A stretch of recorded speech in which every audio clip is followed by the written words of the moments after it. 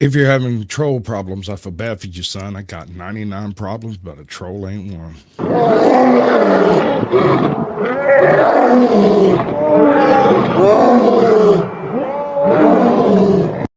I don't ever slow up, no I don't take shit. I got no love for the fakeness. If you wanna play tough and wanna hate this, I'll always show up. I don't ever slow up, no I don't take shit. I got no love for the fakeness. If you wanna play tough and wanna hate this, I'll always show up and make a statement. I don't ever slow up, no I don't take shit. I got no love for the fakeness. If you wanna play tough and wanna hate this, I'll always show up and make a statement. Everything I do so instinctive and so passionate. Every word I move so descriptive like an adjective. I got a vendetta against people who patented being negative when you should be it. You think you're worth my time, you're delirious, mysterious, because you hide behind a fake exterior, inferior. You know I'll always be a bit superior. Get off of me, this ain't no humble brag. I want you to hear words, you can say them back. I want you to feel free from the chains that last, and to believe in what you got, it was built to last, yeah. Now that I've been put through hell, I never got anyone's help. I had to do it all myself. I don't ever slow up, no I don't take shit. I got no love for the fakeness. If you wanna play tough and wanna hate this, I'll always show up and make a statement. I don't ever slow up, no I don't take shit. I got no love for the fakeness. If you wanna play tough and wanna hate this, I'll always show up and make a statement. Gonna learn the consequence of being incompetent. Mental health is confidence, dreams and some modestness. I'm not here to save the day, that's for you to take away. I could play a million mind games, but instead of say something not illogical, something that is topical. Rub it on and watch it go. Make yourself unstoppable. Dreams are irresponsible, but they're always possible. If you just believe, you could be so remarkable. Thoughts in my head, a collage and they spread. I'll be great one day, going off of my meds. No, I'm not giving up, no, I'm not giving in. I will make it to the top, taking off in the wind. I gotta make it. I'm saving every day to taste it. I'm patient, but my mind, it can hardly take it. I'm chasing a dream that I've had for several ages of vacant. Modern kingdom for the taking. Now that I've been put through hell, I never got anyone's help. I had to do it all myself. I don't ever slow up, no I don't take shit. I got no love for the fakeness. If you wanna play tough and wanna hate this, I'll always show up and make a statement. I don't ever slow up, no I don't take shit. I got no love for the fakeness. If you wanna play tough and wanna hate this, I'll always show up and make a statement. I don't ever slow up, no I don't take shit. I got no love for the fakeness. What are the humans doing?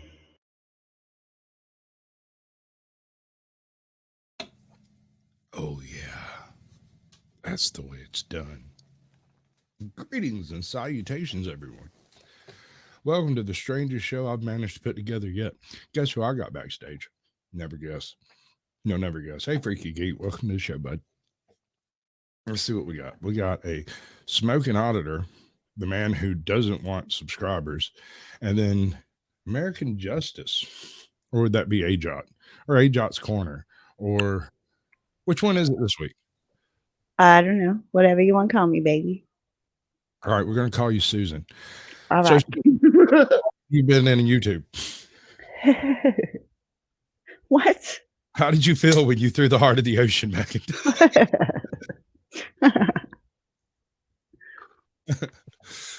Heartless? I don't know. Yes, so. All right, so what do you know about Sherlock Holmes? A detective? Okay. He was a deductive reasoning detective. Yes.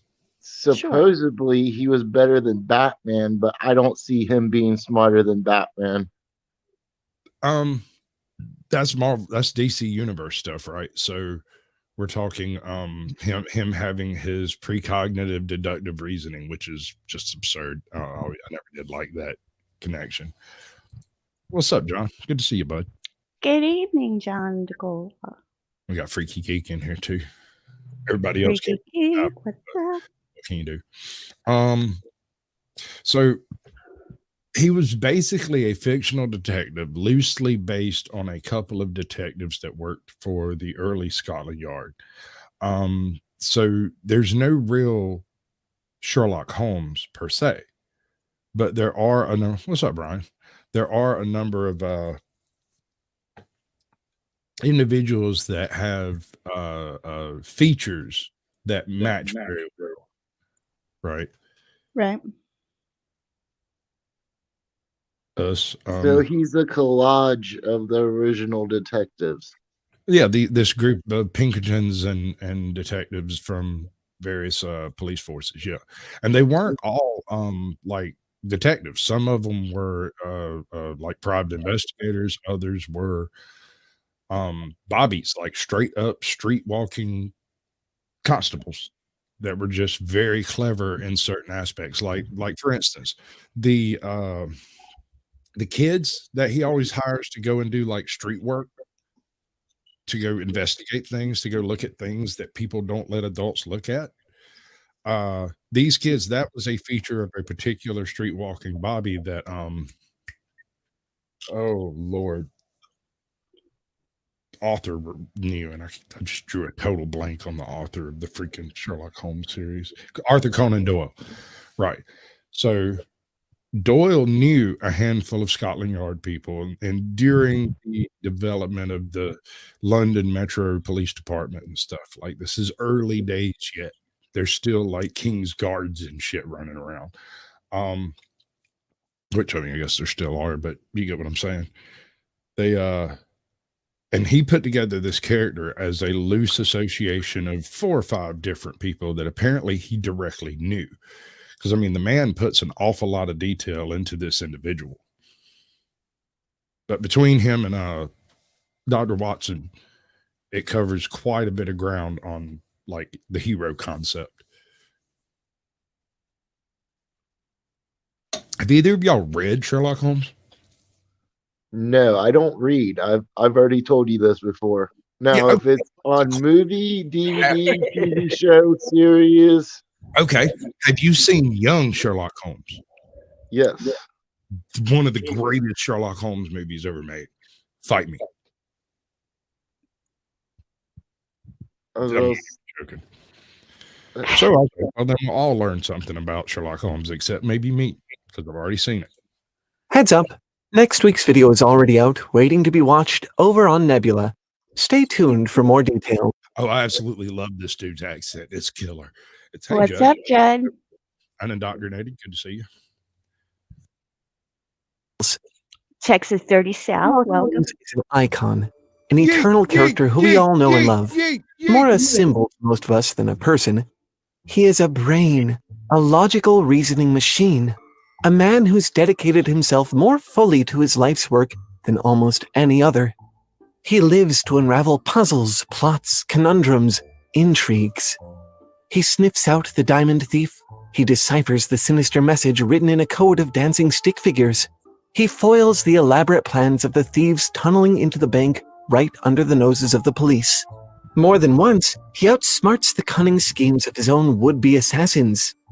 "I am a brain, Watson," Hey, he says to his friend. "The rest of me is mere appendix." Even his creator, Sir Arthur Conan Doyle, said in an 1892 interview, "Sherlock Holmes is utterly inhuman. No heart, but with a beautifully logical intellect." But after wearing down my own Holmes collection to a stack of dog ears, rounded corners, and yellowed pages, I have to wonder, is that really true? Is Sherlock Holmes really just a brain? Was it really only the beauty of his pure logical intellect that made Holmes one of the most enduring characters of the last century? Is it his unchanging, static, familiar nature that makes us love him so much? I'm not so sure. I know him too well at this point to just accept that idea. I can't help but think there's something else here. Another, deeper mystery. Perhaps the longest-running, most important, most interesting question in all of Sherlock Holmes's adventures is something a bit less spectacular. Maybe it isn't the ominous puzzle of the house. Okay, so plot twist. Sherlock Holmes was actually an autistic drug user who had social problems galore. Changed my mind. No, yes, no takers. What's up, Tony and Katie? At Northern Sounds. Tony and Katie at Northern Sounds. Get it right.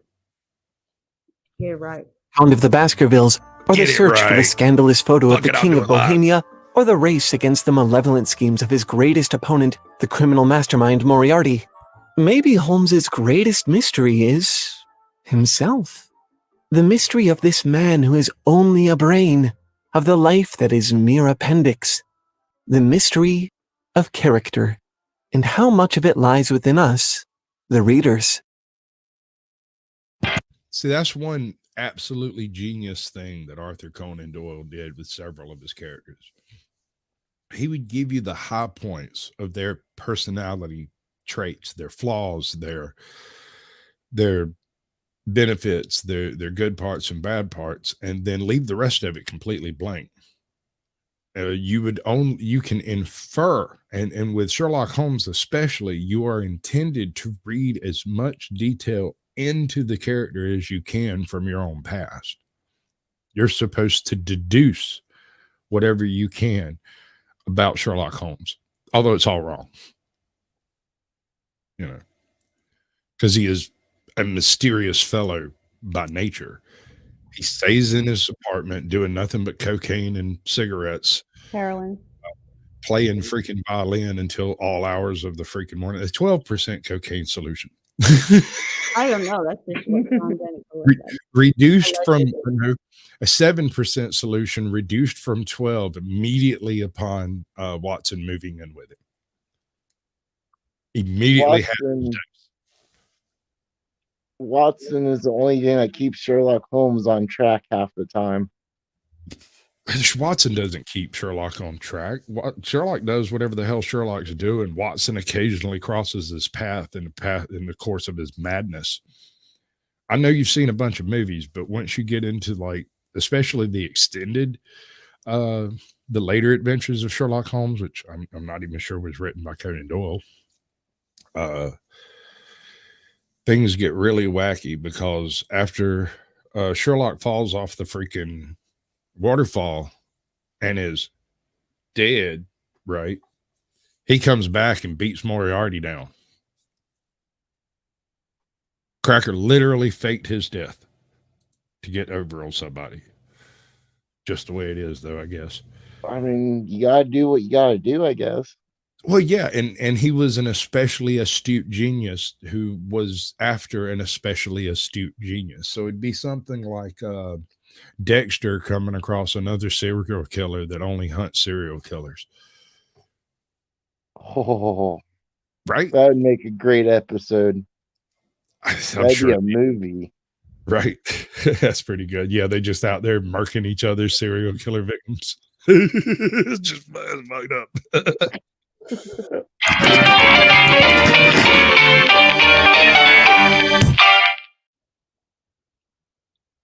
Did you know that we make more than YouTube videos?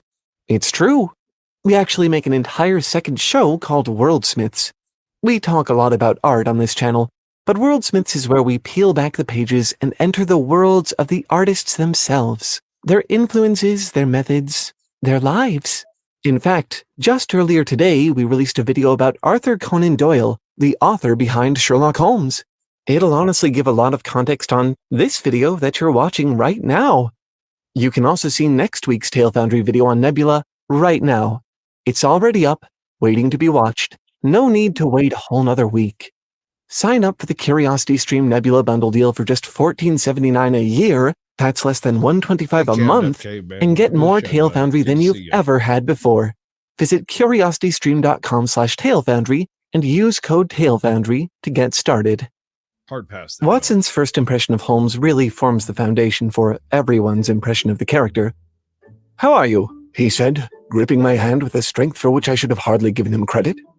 "You've been in Afghanistan, I perceive?" "How on earth did you know that?" I asked in astonishment.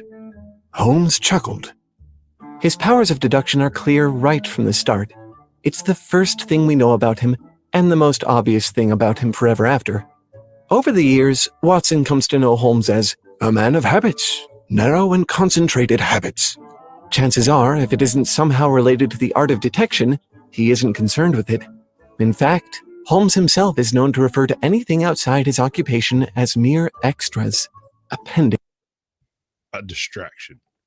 He doesn't know anything about gravity. He doesn't know much about the stars. He's not interested in politics or in games. He doesn't know anything about the social elite that doesn't directly associate with at least one of his cases. His only knowledge of the political structure comes vicariously from his brother, Mycroft, and his only experiences with like the judicial system as a victim comes from his sister, who was apparently locked up in either a madhouse, an asylum, or possibly a medical unit. It never really clarifies in the books, although that didn't stop Netflix.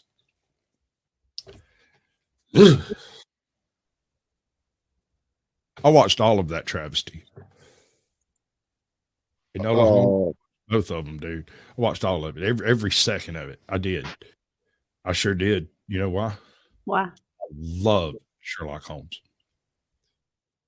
One of my favorite books all time. Actually, it's one of my learn to read on, like early days. You know, I think Sherlock only ever did drugs because he was so smart. It kind of explains a little bit of that in the in some of the stories. He was a troubled youth from the very beginning. He was always being shipped off to different like boarding schools and whatever. So he grew up knowing Mycroft, but not actually knowing Mycroft because they went to different preparatory schools, right? So they only saw each other in like occasional happenstance. It was never like birthdays and stuff like that because his parents didn't do that stuff. They were always out doing the social elite thing.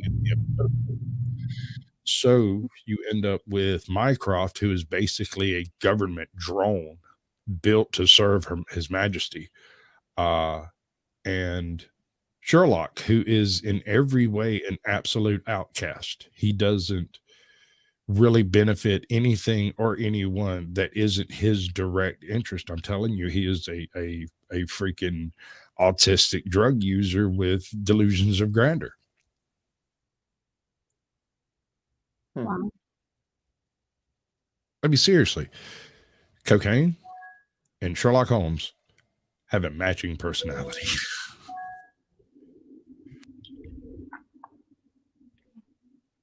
Dix's trivialities. You see, he explains, I consider that a man's brain is originally like a little empty attic, and you have to stock it with such furniture as you choose. A fool takes in all the lumber of every sort he comes across. A skillful workman is very careful indeed. It is a mistake to think that that little room has elastic walls and can distend to any extent. It is of the highest importance, therefore, not to have useful facts elbowing out the useful ones. To Watson, and I'm sure to every reader in the audience, the revelation of how little Holmes knows outside his incredible skill set was at least as profound as the discovery of his expertise. What a shock to learn that Holmes, the inimitable sleuth, one of the cleverest characters in all fiction, doesn't even know that the Earth travels around. If memory serves, his only reference, Doyle's only reference to the Ripper murders was an acknowledgement by Sherlock and Watson, where Watson says something, have you heard of that Whitechapel business? And Sherlock says, Whitechapel, where the barber works. And that's it. That's the extent of it, as if he had already solved it and he knew it was the barber. I don't know if that's what you're supposed to take from that phrase, but that's what I took from it. I think he just meant that's where his barber lived. It never specifies a barber. Nowhere in the books do you ever hear anything about him doing anything other than self-grooming. He never, and as far as I can remember, he doesn't mention another barber until what was it, the case of the redhead gentleman, I think, where he goes to a barber to find out who's renting the flat, and it turns out to be a bunch of redheaded folks, and they're guilty as sin, of course. You know how it goes. You've seen a Sherlock Holmes movie. Yeah. Around the sun? What the deuce is it to me? Says Holmes. You say that we go round the sun. If we went round the moon, it would not make a pennyworth of difference to me or my work. And it's not just information Holmes sees this way. Emotional attachments and all forms of society are also just extras to Holmes. The emotional qualities are antagonistic to clear reasoning, he says. In Watson's words, grit in a sensitive instrument or a crack in one of his high-power lenses would not be more disturbing than a strong emotion in a nature such as his. And I suppose, somewhat predictably following all of that, So basically, should he experience an emotion, it would be just as devastating to his personage as his instruments of deduction being literally broken.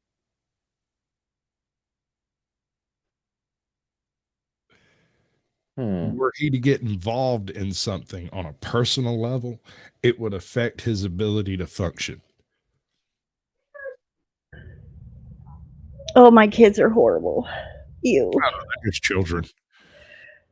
They're like doing this jelly bean game thing where, it has all kinds of different flavors and names. And I don't know. He brought one to me. He's like, try it. And I'm like, what is it? He goes, oh, it's, I don't know, some funky, nasty name or pomegranate. And I'm like, okay, man, I bite into that sucker. Talk about spit it right back out. Ew. Okay. So you won't swallow just anything. Oh, no. It sounds like this Harry Potter bean actually candy. averse to the grand emotion of love. What? It was gross. I said that's what she's talking about is the Harry Potter candies. It's those itty jelly flavors. beans. Yeah. Yeah. Ugh. I avoid those. People like to give me the raunchy ones. Well, that's just it. They have the mystery ones out where they tell you it's either a good thing or a bad thing, but you don't know until you bite it. You got to lick it before you stick it. It was dirty bandage, by the way, is what I ate. God damn it. And the next suggestion would be nasty tampon. Dirty bandage. Oh my God. New subject. You really are an automaton, a calculating machine, Watson cries one day at his flatmate, flabbergasted by Holmes's indifference to a visit from the most charming young lady he'd ever seen. There is something positively inhuman in you at times. According to Holmes, he is his mind, and his mind is detective work. I am a brain, Watson. The rest of me is mere appendix. Honestly, that's kind of what he looks like to the casual reader. That's what I thought of him at first. That's what I thought of him before I ever picked up one of his stories. Through second-hand impressions and pop culture osmosis, I know Holmes as the brain, the icon, the paragon of all genius detective characters. I went into page 1 expecting a plot-driven adventure about a two-dimensional, simple, monolithic character with a single face. But as I made my way through the stories, I began to recognize a subtle force driving me forward, something distinct from all the individual mystery plots, that deeper mystery I mentioned at the video's start. I was drawn in, and rather than getting stale, it was getting more and more fun the further I went. I very quickly began to realize that Holmes cannot just be a brain. He is a brain, but there's too much nuance there, too much depth, too much complexity. He was rapidly becoming more than this archetypal greatest detective. Without ever changing, going through a character revelation or arc, he was evolving before my very eyes. Right.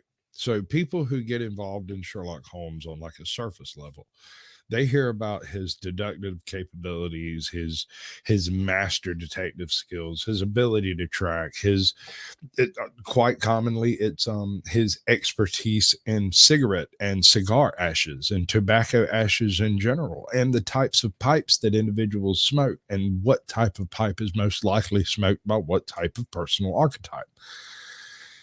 He's an expert.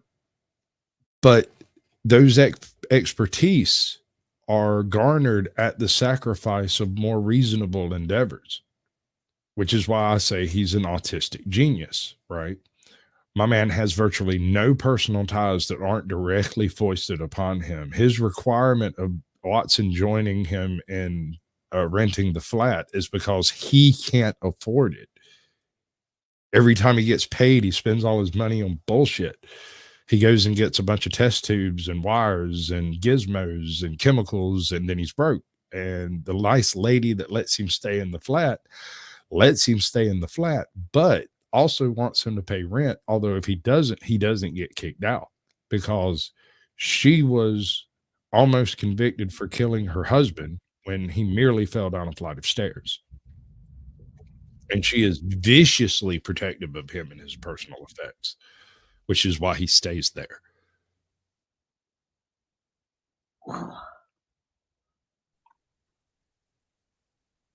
I can't get the taste off my tongue.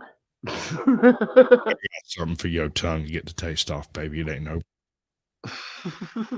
Although Holmes declares no room in his mental attic for useless pursuits, he makes a striking exception for the violin. Oftentimes, Watson hears him scraping away with the instrument on his knee, lost in thought. He recalls once seeing Holmes in a concert hall, wrapped in the most perfect happiness, gently waving his long, thin fingers in time to the music. His gently smiling face and his languid, dreamy eyes were as unlike those of Holmes the sleuth hound, Holmes the relentless, keen-witted, ready-handed criminal agent, as it was possible to conceive.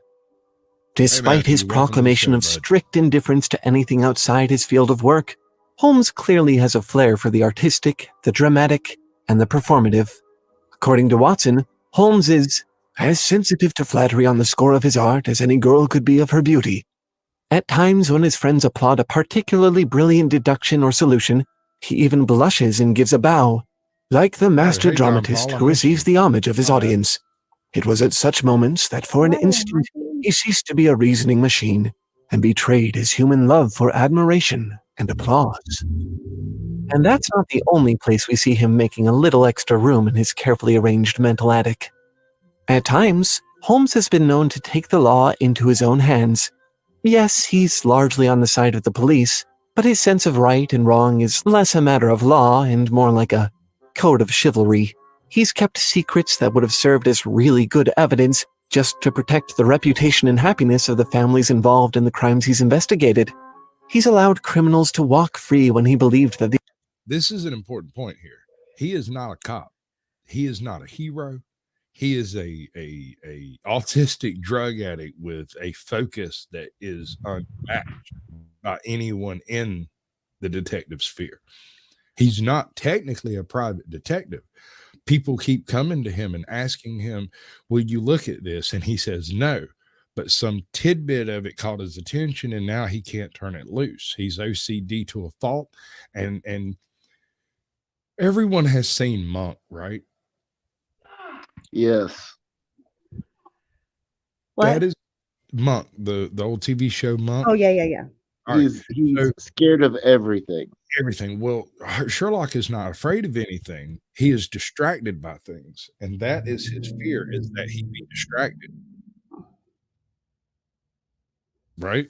He's also susceptible to these week-long bouts of melancholy where he does nothing but lay on his couch with his violin and play horrible notes.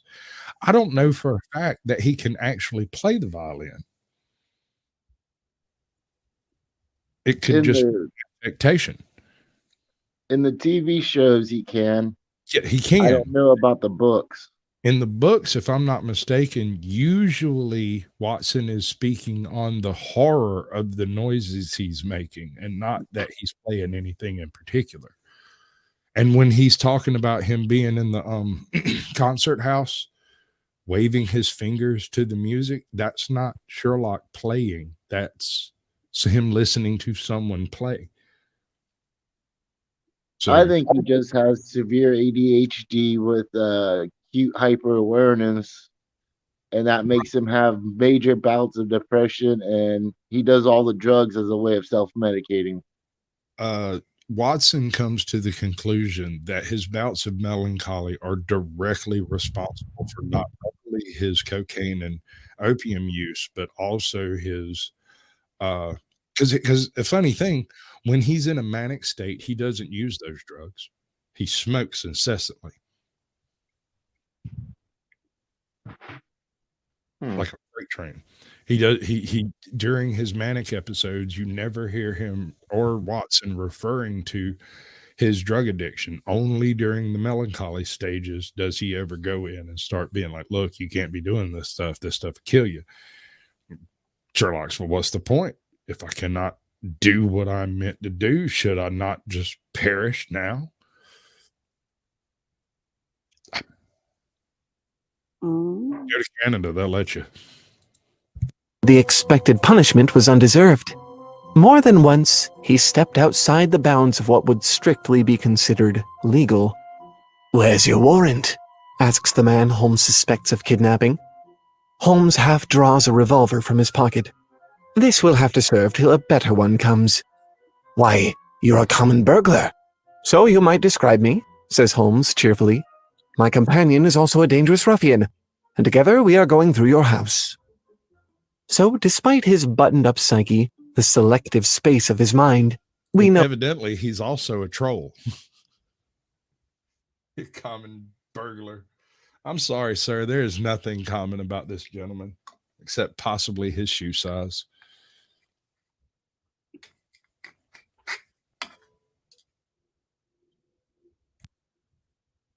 he's a bit of a thespian, and we know he's a bit of a rogue. But, more shocking than either of these, he's also, according to Watson, the very worst tenant in London. Although in his methods of thought he was the neatest and most methodical of mankind, he was nonetheless in his personal habits one of the most untidy men that ever drove a fellow lodger to distraction.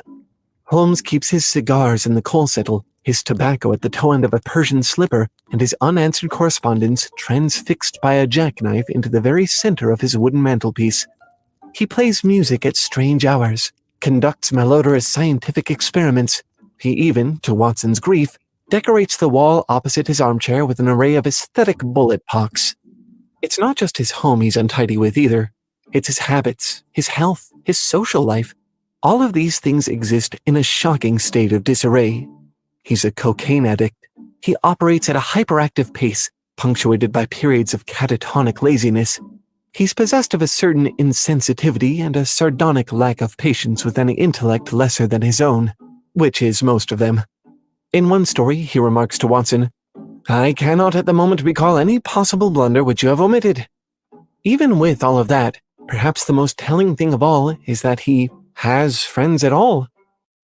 So the line about the blunders not being omitted, this is in reference, if memory serves, this is in reference to Sherlock Holmes having sent Watson a letter to be at a place at a particular time and not telling him why or for what reason, but giving him a ulterior bullshit reason. So when Watson shows up in a perfectly reasonable fashion, doing perfectly reasonable things, Sherlock berates him as having done everything wrong and left no blunder unplumbed. What a dick. That's messed up to do to someone. I mean, did he just expect Watson to know what was going on without telling him? Well, the implication is that Sherlock believed Watson would have deduced the reasoning behind it, regardless of what words were put on the letter. So Sherlock just believes everyone is as smart as he is. No, he knows no one is as smart as him. He's absolutely positive of that because people keep doing stupid things. Like folks. Yeah. That's just hypocritical of him to believe someone would deduce something when he knows he's not smarter than him. I don't know. No, you're not wrong. You're not wrong. No. Sherlock quite often goes with the whole do as I say, do not as I do bit. Because he'll send you off on a merry goose chase just to go rattle the cages of the people he's actually looking for. Or, this is another thing he's sort of famous for, sending folks to go to a location that he's going to break into at the same time that he's going to break into it, so that they function as a distraction, but not telling them they're going to do it. Then he puts on a disguise and goes breaks into the place. And is on purpose, seen on purpose, so that they would have a witness that does not, they would have a suspect that does not match Sherlock Holmes or Watson's description. Elevated shoes, like stage clothing that have been critically shortened to make a person appear taller, right? So shorter sleeves, as if he's outgrown it, so to speak. So it makes him look taller. And so he's like 5'11", but he can pass as someone, actually, no, Sherlock was 6'3", but he can pass as someone almost 7 foot by putting on these clothes that make him look bigger. I don't know. He was also lightly into theater and whatnot. So that was another thing fairly well expert in camouflage and whatnot. Watson and the long-suffering landlady, Mrs. Hudson, do genuinely love him, and they're among those who mourn his death in the fatal confrontation with Moriarty at the Reichenbach Falls. They're also the ones who rejoice upon his miraculous return. They see, just as the reader comes to see, that Holmes is more than just a brain, that there is something within him beyond his work, beyond the archetype we all know, that is worthy of admiration and love. Make no mistake, Holmes is everything he claims. He is a brain. He is an automaton. He is narrow and mechanical and calculating. But I'm not convinced that those are the things which have entrenched him in our minds and our hearts as readers. I'm not sure that his status as world's greatest detective is what makes you read all 4 novels and all 58 short stories. I think the mystery of Holmes is the human being that lurks beneath those things, and it's our task as readers to detect and uncover it. Holmes himself, who scoffs at all things of the heart, would probably mock this sentiment. However, there is a single moment late in the series where he reveals himself as a definite hypocrite. He and Watson have cornered their suspect. The infamous criminal, Killer Evans, stands at the end of their pistols, trapped. Then, suddenly, Evans fires off 2 shots, one grazing Watson's leg. "I felt a sudden hot sear as if a red iron had been pressed to my thigh," recounts Watson. "There was a crash as Holmes's pistol came down on the man's head. Then my friend's wiry arms were round me, and he was leading me to a chair. 'You're not hurt, Watson? For God's sake, say that you're not hurt.' It was worth a wound. It was worth many wounds, to know the depth of loyalty and love which lay behind that cold mask. The clear, hard eyes were dimmed for a moment, and the firm lips were shaking. For the one and only time, I caught a glimpse of a great heart, as well as of a great brain. All my years of humble but single-minded service had culminated in that moment of revelation. It's nothing, Holmes. A mere scratch." A glimpse of a great heart as well as a great brain. When I first read that, I myself felt like a patient detective whose long-abiding suspicion had finally been confirmed by hard evidence. Aha, I thought to myself, I've got you, Holmes. You do have a heart. You are more than a brain. For one time and one time only, however, consider this. Without Watson, fully a third of Holmes's activities become non sequiturs, no starters. They're cut off before they ever get anywhere, because without Watson and his presence in the intellectual elite that Holmes doesn't enjoy, without Watson, he can't get into places like academies, meetings with doctors. Academia is closed to him because people don't respect him as a scientist. They don't even respect him as a detective, because he doesn't actually function as a detective. His activities are detecting, but you don't hire Sherlock Holmes by showing up and writing him a big check. That's not how it works. You hire Sherlock Holmes because he calls you up and goes, it says something like, I believe I've figured out who the culprit is. It's like, okay, who is it? And he either tells you or says he needs his rent paid or wants you to go to a certain place at a certain time and do a certain thing and then go home. He doesn't always charge money, and he doesn't always contact the customer. Sometimes he just shows up with the answer and gives it to them. And they pay him.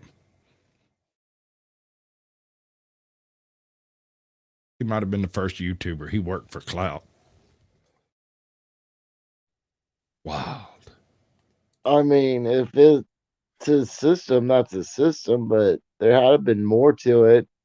Well, he got favors from the police. He got favors from the private investigators. He got favors from the clergy because he solved cases that protected these people, right? He got favors from various very, very wealthy families because he figured out who was stealing the money. He figured out who stole the family jewels. He figured out who killed Uncle Walter. Who kidnapped all the babies. Right, exactly. I mean, he didn't charge you.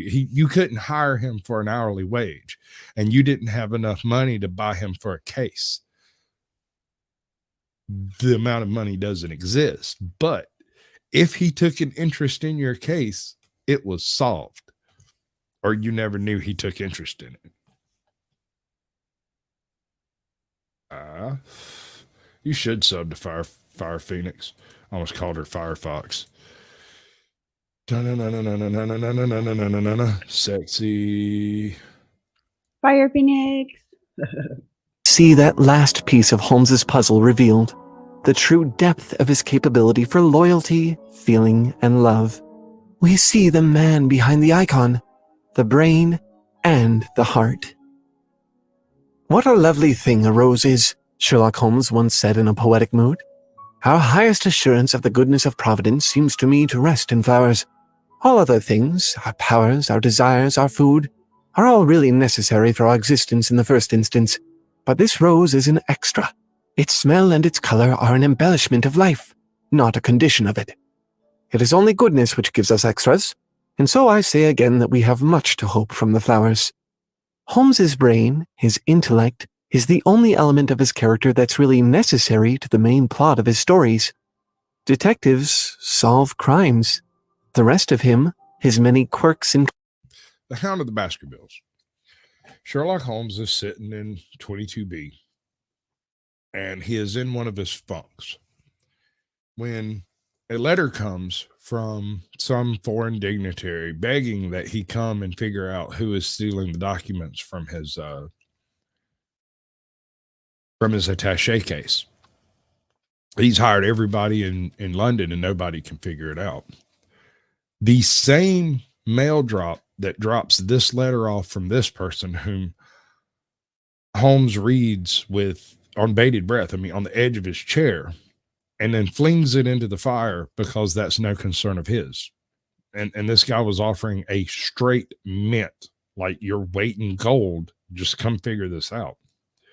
Meanwhile, the newspaper that had been pushed through the door speaks of a ghostly hound hunting down villagers in some wayward moor. And suddenly his interest is piqued. And off to the countryside, Sherlock Holmes and Watson must fly. And they do it all on a whim, and Watson has no idea why. You just got a check for £1 million to do this job, and these people have never heard of you. But you're going to go do this, not this. Oh, sounds like someone's waking me up at 3 a.m. to go out partying. That's what Sherlock Holmes sounds like. No, that's exactly what happens.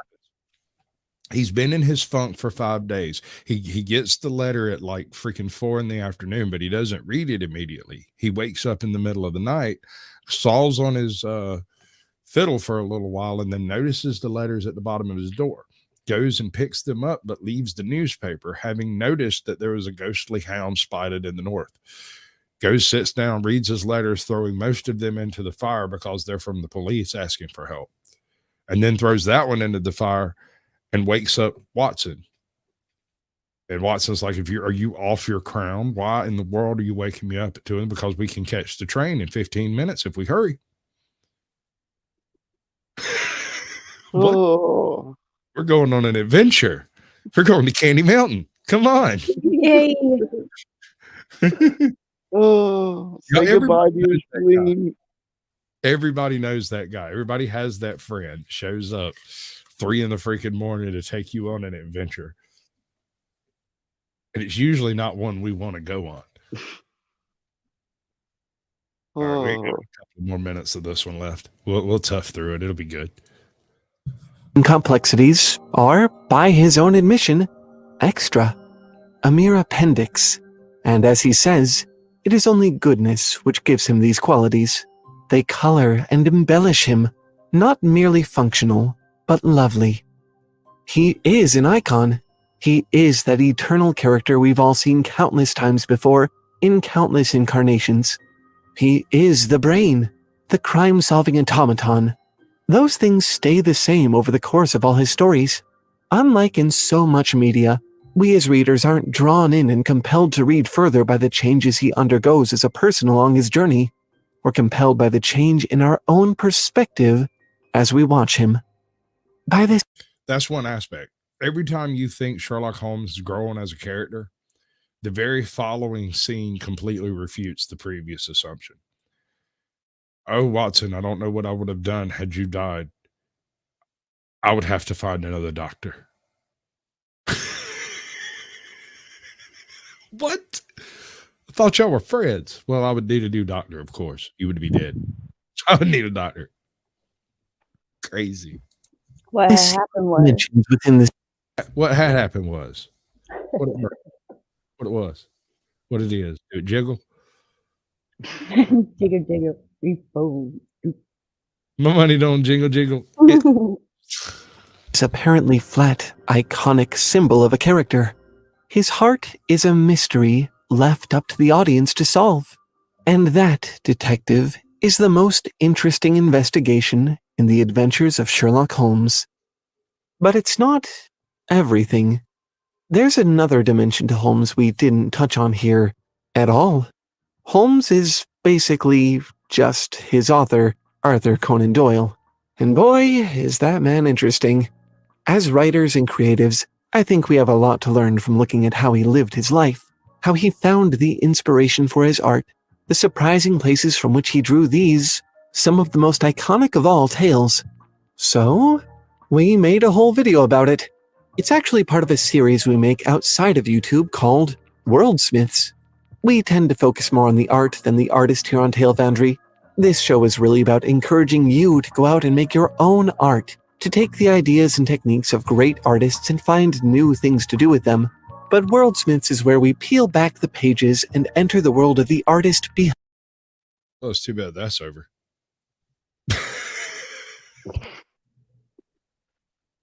Hey, we Something just came for the video, not their ad. Right. Well, I don't know.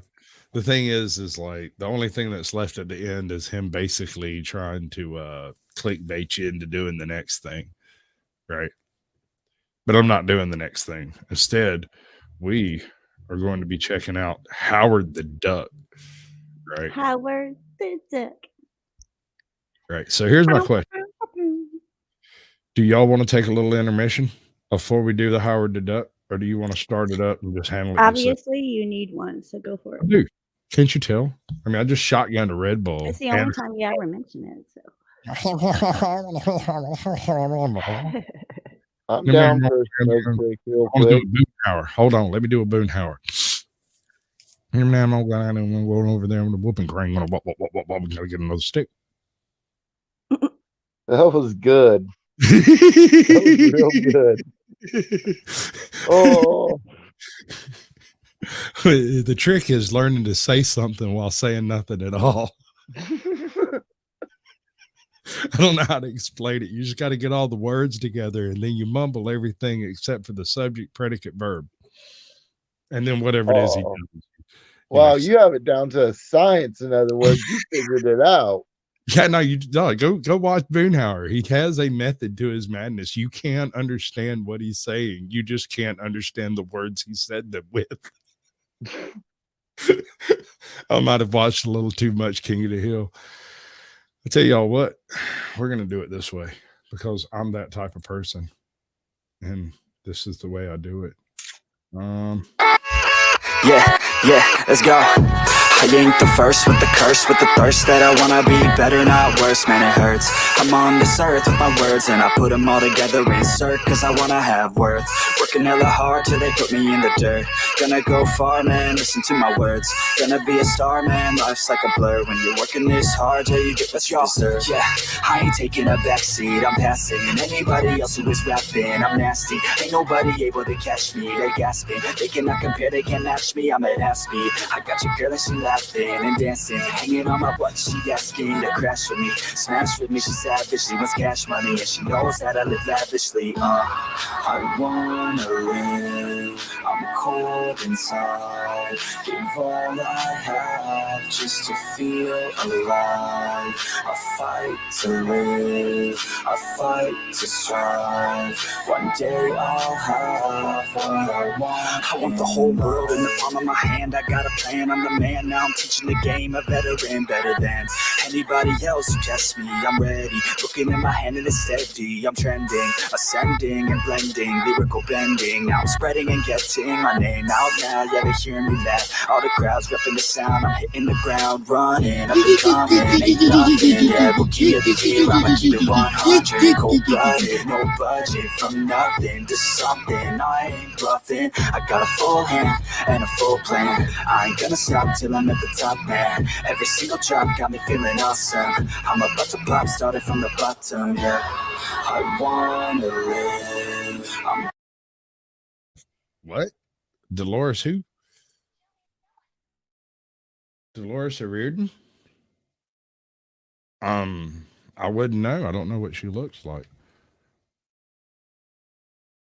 Why? I mean, I'm sure there's a purpose. Right?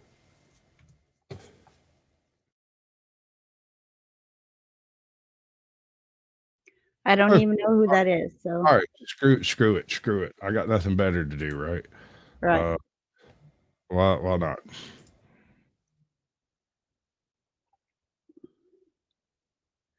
It's just one of those nights.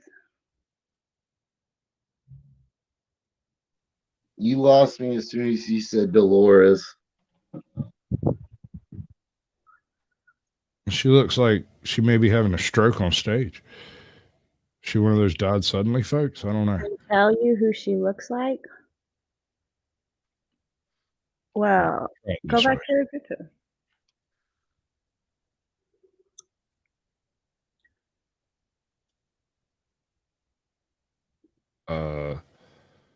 She looks like she has a mental illness, bro. Is that the girl that died? That had Oh, cancer? wait. Are you trying to say she looks like Ajot? I mean, I can kind of see it on that picture. That one there. I like has a blonde hair. Because you're both skinny and blonde. Yeah. I am not skinny. What's wrong with You're you? scrawny. You need a fucking biscuit. Shut the fuck up. Whatever. I'm an ice age mammal. You know how I like them. The Yes. great part about fat women is everywhere you grab them feels like a boob. Yes. I knew you were gonna say that. Come on, man. You know how I pick up chicks.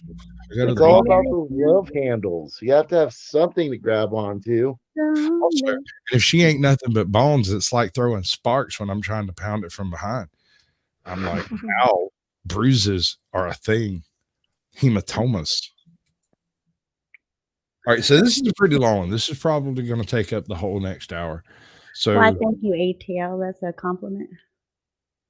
okay, that's what I was thinking. She's the Cranberry singer. Yeah, that's what I thought it was.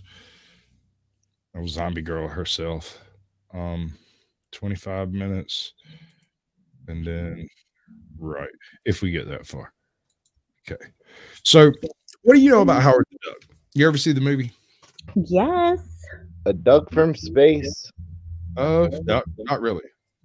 No. He's from an alternate dimension where ducks evolved to be people. Yeah. The humans didn't. Right. So from this other realm, he comes into our world, and it's not our world. It's like whatever the DCU Prime or what the fuck ever it is over there. He comes in and he's basically a used car salesman con artist, but he's also apparently from a slightly more real version of Earth. So like some things that would ordinarily harm you might not harm him. Yeah. So like Iceman comes with his ice rays and hits Howard the Duck with ice, and he just shrugs that shit off like, I'm fuzzy, bitch. What you was thinking. I'm a duck. We dig this stuff. Right. So his superpowers aren't so much superpowers as it is just him being a normal duck. And a total asshole. And he cannot fly. Well, he's not that type of duck. I know. It was just something that always bugged me as a little kid. He's a duck. Ducks can fly. Why can't he fly? Because he's not that type of duck. I know. He's a person. Anyway, there's a whole development of Howard the Duck. I mean, he sprung fully formed from like Space egg. God. I gotta stop drinking Red Bulls. They cause my brain to fart like this. Industrial Light and Magic. He made the Star Wars movie. It wasn't Spielberg. It was That's out of my realm. Lucasfilms. George Lucas and a handful of comic artists had a conversation, and the movie sprung from these conversations that took place. How, why, in what way, I'm not sure. I just remember reading that the comic book took place, was not intended to continue, ended up continuing through a weird sort of approved fan fiction project, got Lucas's attention, which put it on the radar for other people who eventually joined the whole thing to do the movie. And the movie is an absolute travesty, but at the same time, it's great. Right? It doesn't do anything for the series, but it does depict the series well. It shows Howard in the proper light, I suppose. Anyway, let's rock with it. This episode of Yesterworld is sponsored by Audible. Go to audible.com/Yesterworld or text Yesterworld to 500-500 to sign up for a free 30-day trial to support the channel. You'll also get a free Audible title, which I'll reveal in this episode's intermission, because boy is this a long one and you'll need a break. When it comes to movies with infamous production problems, there's quite a few with inspiring success stories. From Star Wars: A New Hope, Jaws, The Wizard of Oz, Blade Runner to The Shining, they all became iconic cinematic masterpieces despite their troubles getting made. George Lucas's Howard the Duck, however, is not one of them, as the only thing worse than the movie's disastrous production were the scathing reviews and abysmal ticket sales. The movie is a true enigma, and on more than one occasion instills discomfort in viewers with the white-hot intensity of 1,000 suns. But the origins of Howard the Duck and his journey to the big screen is filled to the brim with just as much, if not more, chaos and absurdity than the film itself. I worked at a movie store a little while after this movie come out. It was one of the very first jobs I had. And people would check this movie out and bring it back an hour later wanting their money back because that movie sucked. My dad loved it. He thought it was great. He would giggle his ass off through the whole thing. It would have been better if they would have animated the whole movie instead of trying to make it live action. Well, as I remember, if I remember properly, I think so, there was a discussion of an animated thing taking place, and it ended up morphing from being about Howard the Duck and turned into, I think, to Darkwing Duck. Those people went and did Darkwing Duck instead of doing Howard the Duck. So, yeah. We could have missed an excellent series. But the thing is, even in the comic books weren't done to be great comics. They were just done to show some asshole shit heel from another universe trying to get over on people in this universe. Hey, Andrew, welcome to the show, bud. I don't know. It's kind of a real struggle kind of thing in a hyper, a non-reality world, I suppose. I don't know. So strap yourself in for a deep dive into one of the most bizarre movies ever made, with the disastrous history of Howard the Duck.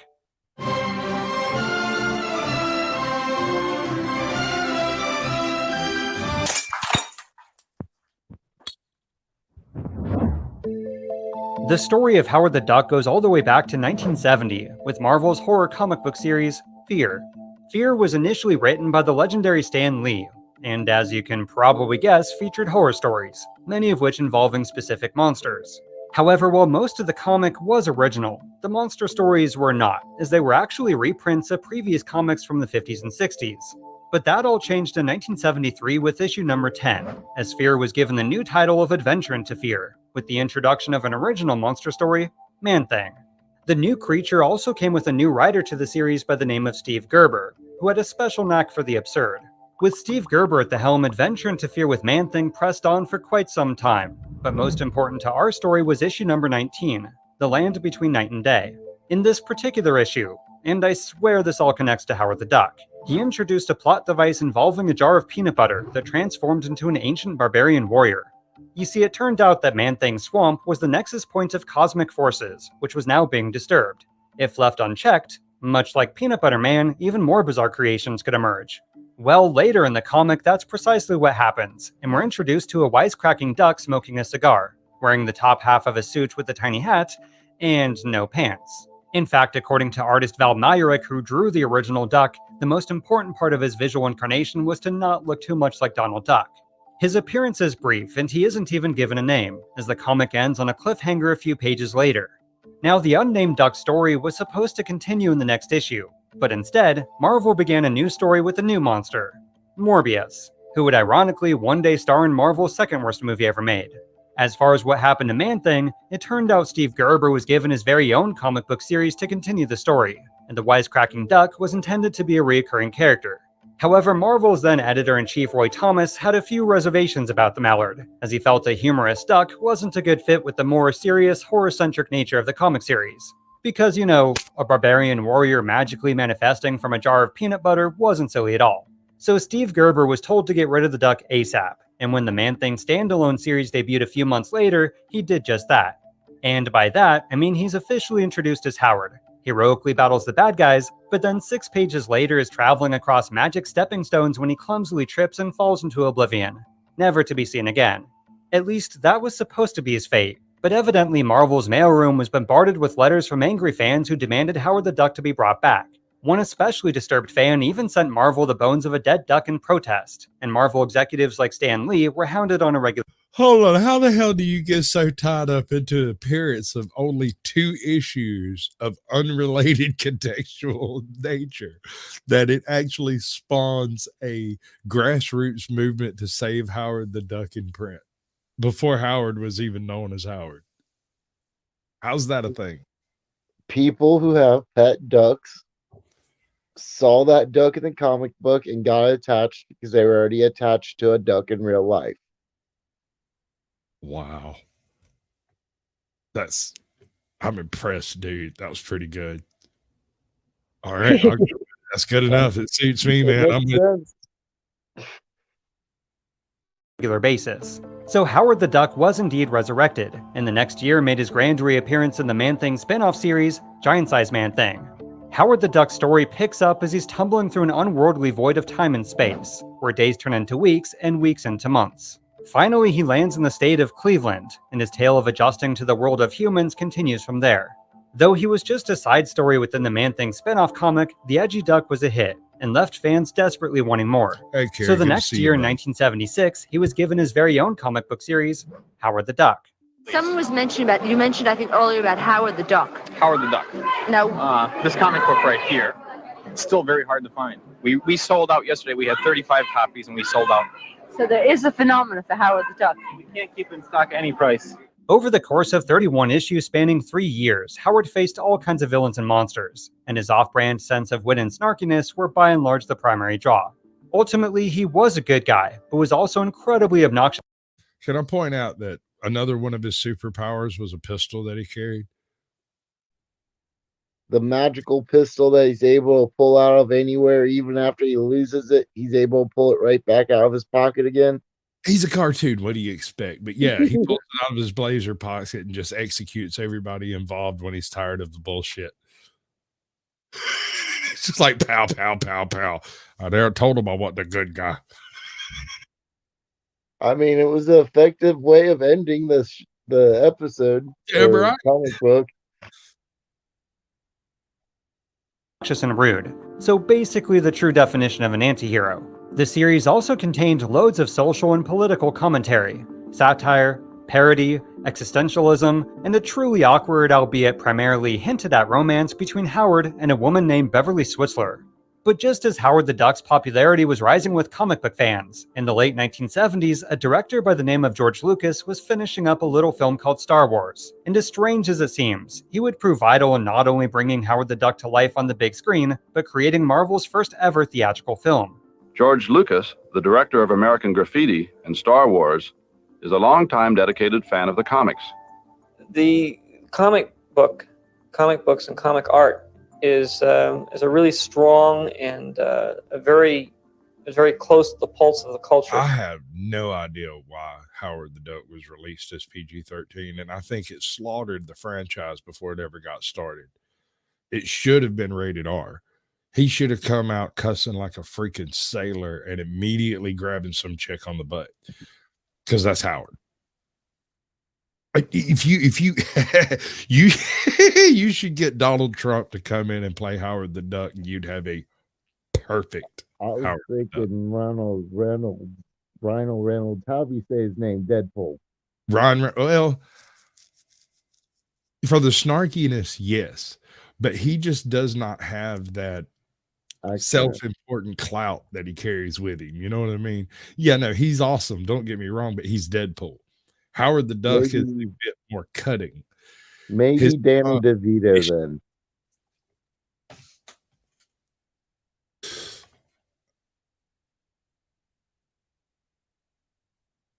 I don't know. I'd have to think on that. Who would do a good Howard the Duck? Because they have to have that. They have to be a little bit of a con man. Super snarky. Good with the words and quick. And they would only be doing his voice too, just for the record. Who was the guy who played Chance on Anchorman? I don't know. That asshole. Name. Whammy! Because he talks like a salesman, like a car salesman. Joe Pesci. No, that's good. I like that. Joe Pesci as Howard the Duck would be awesome. Danny DeVito would be good too. There's a couple of them. I mean, I could kind of see Leguizamo in that role, but at the same time, I don't think he would be a good fit. I did not like the new Gomez and Wednesday. It made me angry that he's fat, because Gomez, well, he wasn't fat. He was. Yeah, I agree with you. As soon as he started talking, I realized who he was.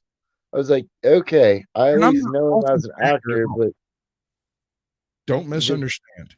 I'm not faulting the actor at all. If he was cast as that role, he did an excellent job trying to be Gomez. It's just that he was badly cast. That's not his fault. Yeah, I mean, he did a good acting job. He just does not look like him.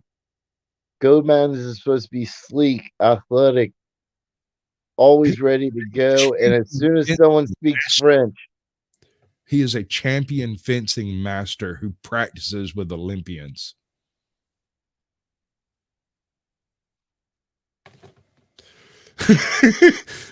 When the American Olympics took place during the 60s or whatever it was, whenever they were actually on air, the reason Gomez wasn't on the show at the time was because he had gone to wherever the Olympics was taking place to polish up the American team. Because he's better. It's something he does to keep his skills sharpened. He should have competed, but he wouldn't have been from any specific country. Well, it wasn't. It's not the issue is that when you want to train someone to be excellent at a thing, you get someone who is excellent at that thing to train them. And so before the fencing team goes to do their Olympics thing, they run them through Gomez a couple of times to go ahead and get them beat down real good so they know what it feels like to lose. He's an expert. That's all I'm saying. He's an expert at this one thing. He can also dance well. He can tango. He does math in his head at an absurd speed, provided it has to do with someone else's money. He doesn't count his own. That would be gauche. He has too much to count. It would be gauche. It would be considered rude and crude by his standards, but he knows how much you made. How? No one knows. He'll just tell you. I'm getting off topic. Kind of art, and in that way, I don't think it'll ever die out. I don't think it'll, I think what is drawn today will become very important. It's the hieroglyphs or the graffiti of our times. Now, to properly tell the story of George Lucas and Howard the Duck, we have to backtrack to his first commercial movie, American Graffiti, which he was directing for Universal Pictures. But not so much the making of the movie itself, but his trips to Universal's executive offices in New York City. You see, Lucas had been a fan of comic books and comic book artwork all of his life, especially the Flash Gordon series by cartoonist Alex Raymond. So it's no surprise that on one of his trips to New York, he wound up visiting a nearby comic book shop. The store was Super Snipe Comic Book Euphorium, and George Lucas wound up becoming fast friends with the shop's owner and fellow filmmaker, Edward Summers. The two bonded over their passion for comics, filmmaking, and especially the writings and artwork of Flash Gordon, which would ultimately play a significant part of developing his next project, Star Wars. But the friendship soon evolved into a partnership, as when American Graffiti became a massive hit, Lucas used his earnings to become co-owner of the comic shop's art gallery. Though he was more of a silent partner, his ownership played a vital role in a certain, let's say, Duckscovery a few years later. Okay, I swear that's the only duck pun I'll make in this video. Flash forward to July of 1976, just after filming wrapped for Star Wars at Elstree Studios in London. You see, as George Lucas made his way back to California, he spent some time in New York, and while he was there, paid a visit to his comic book shop. As fate would have it, this is also when a certain new comic series was flying off the shelves. Howard the Duck. At some point, he grabbed a copy for himself, and was instantly drawn to the comic's blend of science fiction with absurdist humor, as well as its clever social commentary and hints of film noir. He also felt the comic had potential as a feature film, and would serve as quite the creative challenge to bring to life on the big screen. But George Lucas had no desire to direct or write the film himself, especially since he was knee-deep in wrapping up Star Wars. Instead, he envisioned Howard the Duck as a project for his good friends Gloria Katz and her husband Willard Huyck. Lucas had originally met the couple during his time at USC, and the trio became fast friends. A few years later, he also chose them to write the screenplay for American Graffiti, to which they received critical acclaim. The couple had even lent a hand with writing Star Wars, specifically character dialogue. Though officially without credit, their contributions to A New Hope led to some of the film's most clever and witty banter. In fact, by their account, they supplied somewhere around 30% of dialogue for the entire film. It's a little short for a stormtrooper. Huh? You think a princess and a guy like me? No. But as far as how the writers were plagued with, given the idea to make Howard the Duck, it happened on a lunch date between the old friends. You see, one day while taking a break from the grueling post-production of Star Wars, George Lucas, Gloria Katz, and Willard Huyck were workshopping another in-development script, Radioland Murders. At some point on that fateful afternoon, Lucas told them all about Howard the Duck, and according to Gloria Katz, had even brought back the first issue from his comic book shop to show them. Going further, he expressed how he felt the humor of the comics shared their same comedic sensibilities, and both Huyck and Katz were immediately interested. But the notion of George Lucas producing the film with them as the writers was about as far as the conversation went, as any further discussions beyond that would have to wait until after the release of Star Wars. After all, if his risky and expensive sci-fi epic was a dud, it was basically game over for him in the film industry. This may seem absurd today, but back then it was a real possibility, as the film's bizarre story and characters, countless production troubles, overly ambitious special effects, and ever-increasing budget led many to believe it would be a flop. So the future of Howard the Duck quite literally hinged on whether Star Wars wound up being a financial disaster or box office hit. But luckily for them, or in a way unlucky, it was the latter. The people in this crowd will soon be among almost 40,000 who have seen a new science fiction movie at North Hey, Park Forensic. Cinema 2. Good to see you. The movie is called Star Wars, and since it opened here 9 days ago, capacity crowds have filled the 1,100 seats in the theater almost daily. Although lines at North Park Cinema stretch to more than a half-mile long and the movie cost $3.75 a person, no one tonight seemed to mind the crowds. When Star Wars hit theaters in May of 1977, it wasn't just a box office hit. It changed the film industry and pop culture forever. On top of that, much like the movie Jaws did for its director Steven Spielberg, it also thrust George Lucas into stardom. And then some. So it should come as no surprise that in the midst of Star Wars mania, the question soon arose of what the filmmaker would be doing next. Now at first, George Lucas wasn't sure he even wanted to do another Star Wars. At least not yet. He did have a rough story outline for the sequel ready to go. But 2 other films were also on the table. A movie about the Lost Ark of the Covenant with Steven Spielberg, and Howard the Duck with Gloria Katz and Willard Huyck. Now this Lost Ark idea was still in its infancy, and although it did have inspirations from 1930s and 40s action B-movies, it was an original story requiring no licensing. Howard the Duck, on the other hand... One of the coolest things about the Indiana Jones series to me is it's completely a live action replay of like the old radio show serials, right? Or you go look at any of his adventures and it's broken into like these little tight chapters that I guess all movies kind of are, but in his it's actually a point so that you have these little cliffhanger bits. I like it.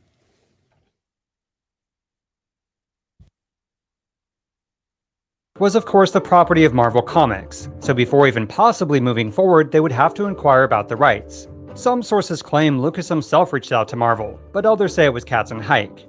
In fact, quick tangent, this story contains more conflicting statements and contradictory information than anything I've ever done before, and the amount of research required given the subject matter was a bit absurd.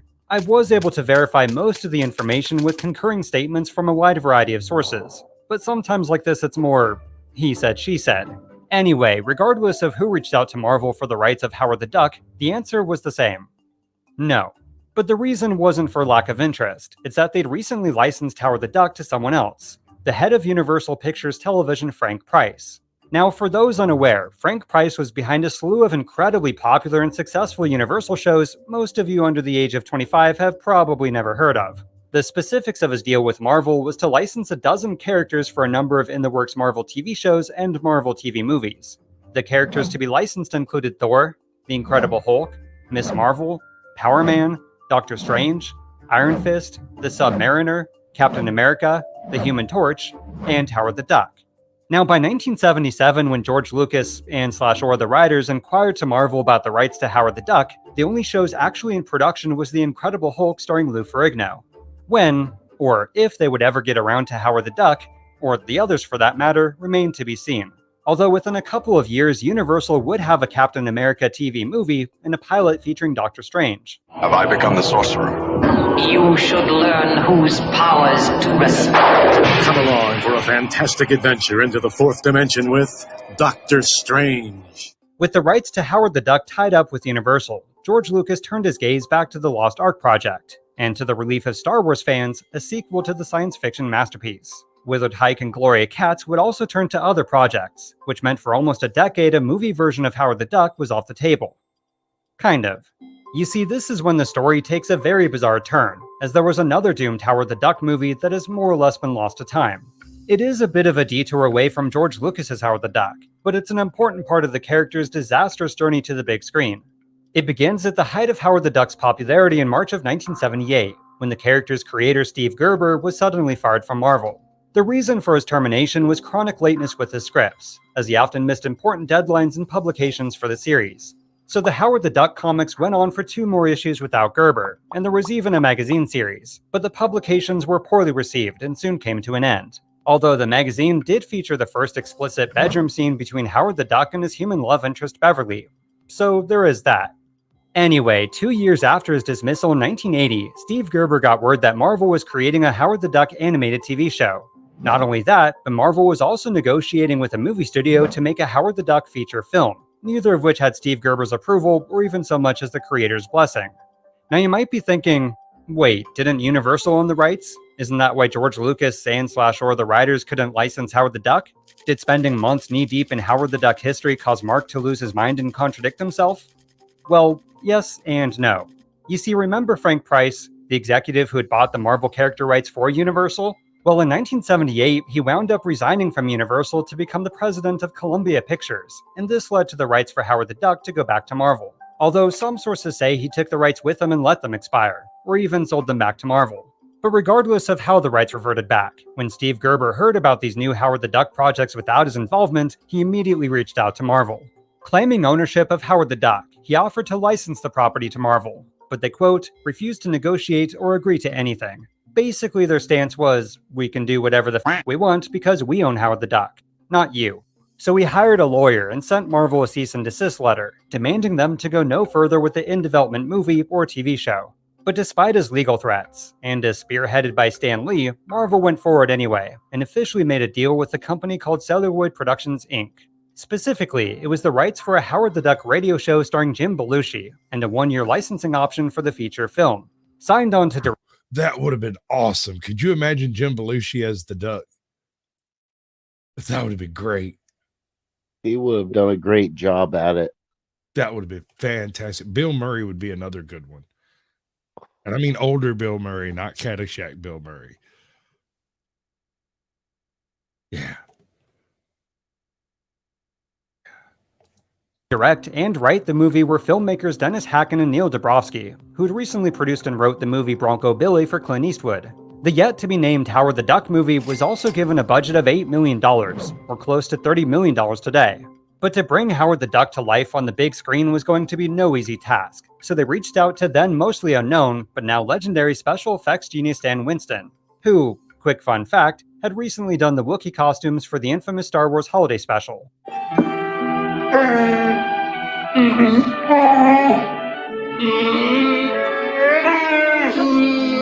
However, unlike the unintentionally terrifying Lumpy the Wookiee, for Howard the Duck, he would utilize a combination of suit and puppetry, much like Yoda from The Empire Strikes Back.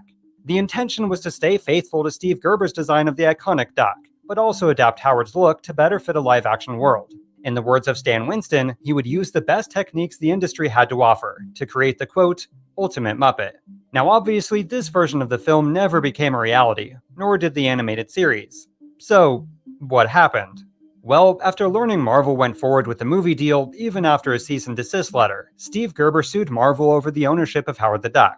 The case itself is incredibly fascinating, but way too much to get into here, so check out the description for links to the court documents if you want to give them a read yourself. But to summarize the case, Steve Gerber did have a strong argument, at least in regards to being the character's creator, which remember, he did while he was freelancing for Marvel. The problem was that one— I'm a moron. Howard the Duck would be Alex Jones.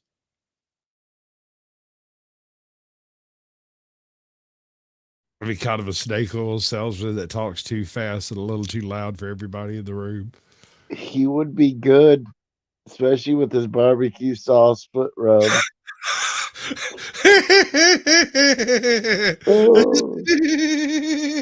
Wait, what?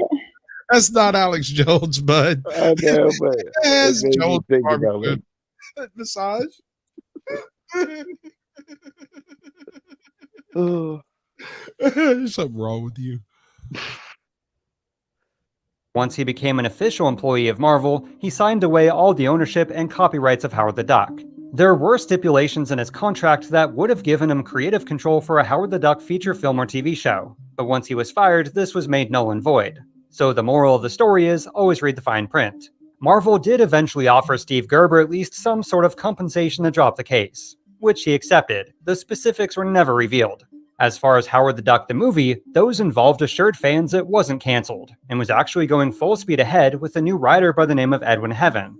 But then, that's it. That's the last official statement regarding this version of the movie, as allegedly it wound up losing funding due to all the negative press of the lawsuit, and possibly the undisclosed settlement terms.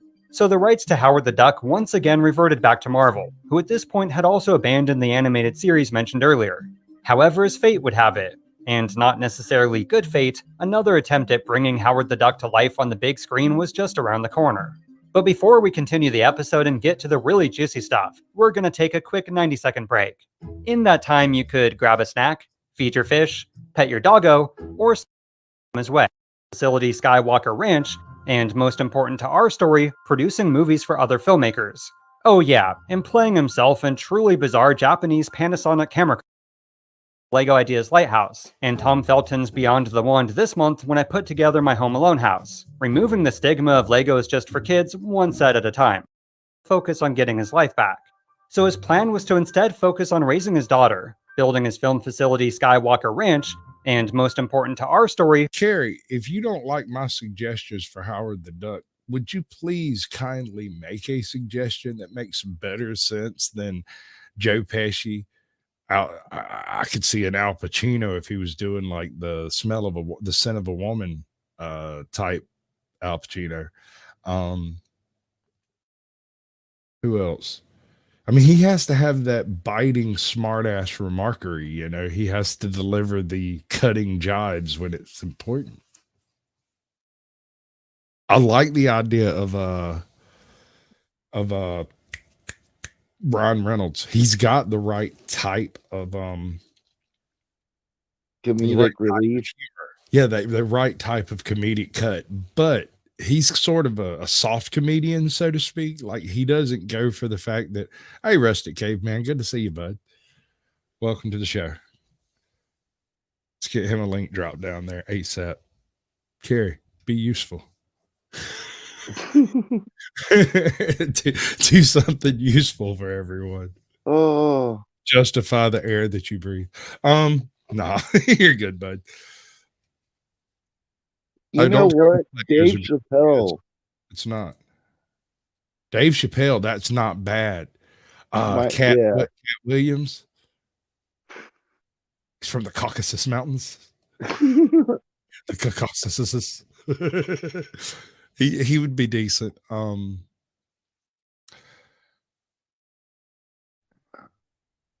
don't know. I couldn't see him as a black guy though. I don't think Howard the Duck comes across as a black guy. I mean, it's just the voice and the okay, yeah, no, I give you that. And he was originally a yellow duck. Should he be Asian? I mean, asking for a friend. Kevin Hart, that's not bad. I like that. He could just wear the suit.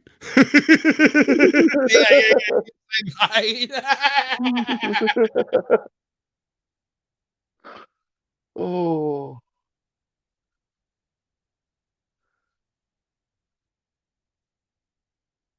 That's absolutely fucking great, dude. I love it. Yeah, no, Chappelle isn't bad. He's a little old for the role, though, I think. I don't think it sounds right for the role. I was just trying to think of someone that would be able to be funny enough. Beating up your mic, or did you just swallow it? My microphone? Yeah. What the hell? I was thinking the same thing. I think he beat it up and then he swallowed it, and now he's pooped it back out. Went underwater. It's like a percolator. Better? Yeah, you're better. You're good, dude. I was just fucking with you. Okay. I'll say my microphone's the one good thing about my phone. Yeah, until you swallow it. Well, I don't know how I swallowed it. It's probably because I laid down. Like you were there, and then you were gone. It sounded like we were inside you. All of us, all 11 of us, 12, 13 of us. Okay, I'm done. Producing movies for other filmmakers. Oh yeah, and playing himself in truly bizarre Japanese Panasonic camera commercials, which are about as awkward as you might expect. My personal favorite is the one where he's pondering in a field, awkwardly doing whatever that is and smiling at the camera, then going hand in hand with two Ewoks to meet up with all the other Star Wars characters. Panasonic, always new dreams, wonderful friends. Panasonic. Ooh, that's anyway, good. put simply, I like that. Webster. The guy who played Webster, he had that really off camera, he had a really dark sense of humor, and he was constantly cutting down the other actors and stuff. That's good. I like that. And same thing like with Joe Pesci and Kevin Hart, they just wear the suit. They don't there doesn't even have to be no perspective. Lucas wanted to find stories he could assist in getting made, but take more of a backseat to the day-to-day work of actual production. And lucky for him, or unlucky, such a project would soon come his way. You see, after writing Temple of Doom, Willard Huyck and Gloria Katz decided to inquire once again about the rights to Howard the Duck. Lucky for them, or ultimately unlucky, this time they were available. Marvel even allowed them to option the film for free, which basically means they were allowed to write the script and pitch it to movie studios before paying a dime. So over the course of the next few months, they wrote several versions of the script, and it was around this time that George Lucas officially came aboard. According to Gloria Katz, they were struggling with the logistics of developing Howard the Duck as a feature film, so they reached out to Lucas due to his past interest in the project. Now at this point in George Lucas's quasi-retirement, he was producing a number of Star Wars TV shows, albeit with very little involvement. Outside of this, he'd also been quietly producing a number of feature films without credit, mostly to help out his filmmaking buddies. The most famous example was Disney's Return to Oz, as when his directing friend Walter Murch was fired for going over schedule, he got him his job back and saved the production from getting shut down. Although given just how unintentionally terrifying the film turned out, this more than likely would have saved a lot of kids from future therapy costs. I'm one of those kids. This movie absolutely unraveled me as a child. Are y'all familiar with this one? No, yes, maybe. What movie is it? It's the sequel to The Wizard of Oz. No, I've never even heard of it. Oh my god, dude! We're gonna watch it after this goes off or something. I don't know. So they reached out to Lucas due to his past interest in the project. Right here, and where it turns to not this. This is terrifying. I know, but what's the name of it? Return to Oz. That's it. Return to Oz. This. Look at the scenes here. They are completely designed to be absolute. Look at that thing. Terrifying. Look at that thing. Oh my God. Ah! You know what I've just realized? This movie and Howard the Duck, the reason why they did so bad is the same reason why Sonic almost did so bad, is because they didn't make him look fake enough to be real. Or he looked so real it was unreal, you know what I mean? You think he looked fake enough to get into that uncanny valley by accident? Maybe. I'm not saying you're wrong. He's definitely creepy as hell. It was done to avoid false expectations of the projects. So when Huyck and Katz went to Lucas with Howard the Duck, he agreed to be the film's executive producer, but with a sort of asterisk. You see, much like the previous examples, he was initially going to be more of a silent partner to simply assist in the film getting made, both as a favor to his friends and because of his interest in the source material. Unfortunately, that's not how Hollywood saw it, especially as the film was being pitched studio to studio. They saw it as the next... I got even money that says that both of y'all have seen that film, that all of y'all have seen it, and your brain just blocked it out due to the trauma it caused. It is terrifying. The only sequel to The Wizard of Oz I know of, well, besides the prequel, was one that was on Sci-Fi where it was like a 4-hour miniseries. The Wiz? That might be it. Or it was just called Oz or something like that. Did it have Michael Jackson in it? No. Tin Man. It had a Tin Man in it that was like a sheriff type dude. Yeah, that's Tin Man. That's the name of that series, is Tin Man. Okay, that's what it was. Right. Claims that two of Universal's most powerful executives lobbied very hard to get Howard the Duck, President Lew Wasserman and COO Sid Sheinberg. Also, contrary to popular belief, George Lucas doing Howard the Duck for Universal had nothing to do with the two-picture deal he signed in the 70s. In reality, he fulfilled that contract in 1979 by producing more American Graffiti, which was Universal's way to capitalize on the success of Star Wars, and featured a rather unenthusiastic cameo from Harrison Ford. Make it easy for you, lady. It's 54362. Name is Falfa. Officer Falfa. F-A-L-F-A. But as far as the person who actually secured the deal and greenlit Howard the Duck, oddly enough, it was Frank Price. You see, a few years after leaving Universal for Columbia Pictures, he actually wound up coming back to Universal. According to one of the filmmakers, he also hadn't lost interest in making Howard the Duck into a movie, and jumped at the chance to do it with George Lucas attached.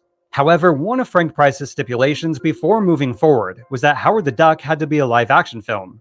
This was the first, let's say, creative compromise for the writing partners, as to properly capture Steve Gerber's world and characters, they envisioned Howard the Duck as an animated film. But this would have required far more cash and resources than Universal was willing to invest, and they also wanted to release Howard the Duck by the next summer. An alternative idea was to create a CGI Howard within a live-action world, sort of like what Disney was experimenting with around the same time for the original abandoned version of Who Framed Roger Rabbit. Unfortunately, the initial tests of a CGI Howard came out so bad that the artists and designers were fired. So at the insistence of George Lucas, the decision was made to instead do the film with puppets and have the special effects done by ILM. Now, the time frame of the script's development is a little iffy, as is George Lucas's true involvement, which we'll get to a bit later. But as far as I can tell, the original version of the screenplay was submitted to Universal in early 1985, with the hopes of beginning production ASAP. Specifics of this version are vague, but the writers claim it was a much smaller and more realistic story, with Howard already on Earth as a detective, and was heavily inspired by the film noir genre. In fact, initially Duck World wasn't to be shown at all, or used as a plot device, especially since it only appeared in the poorly received comics after Steve Gerber left Marvel. One actor compared the original script to the best-selling novel Stranger in a Strange Land, with a more serious undertone and character-driven story.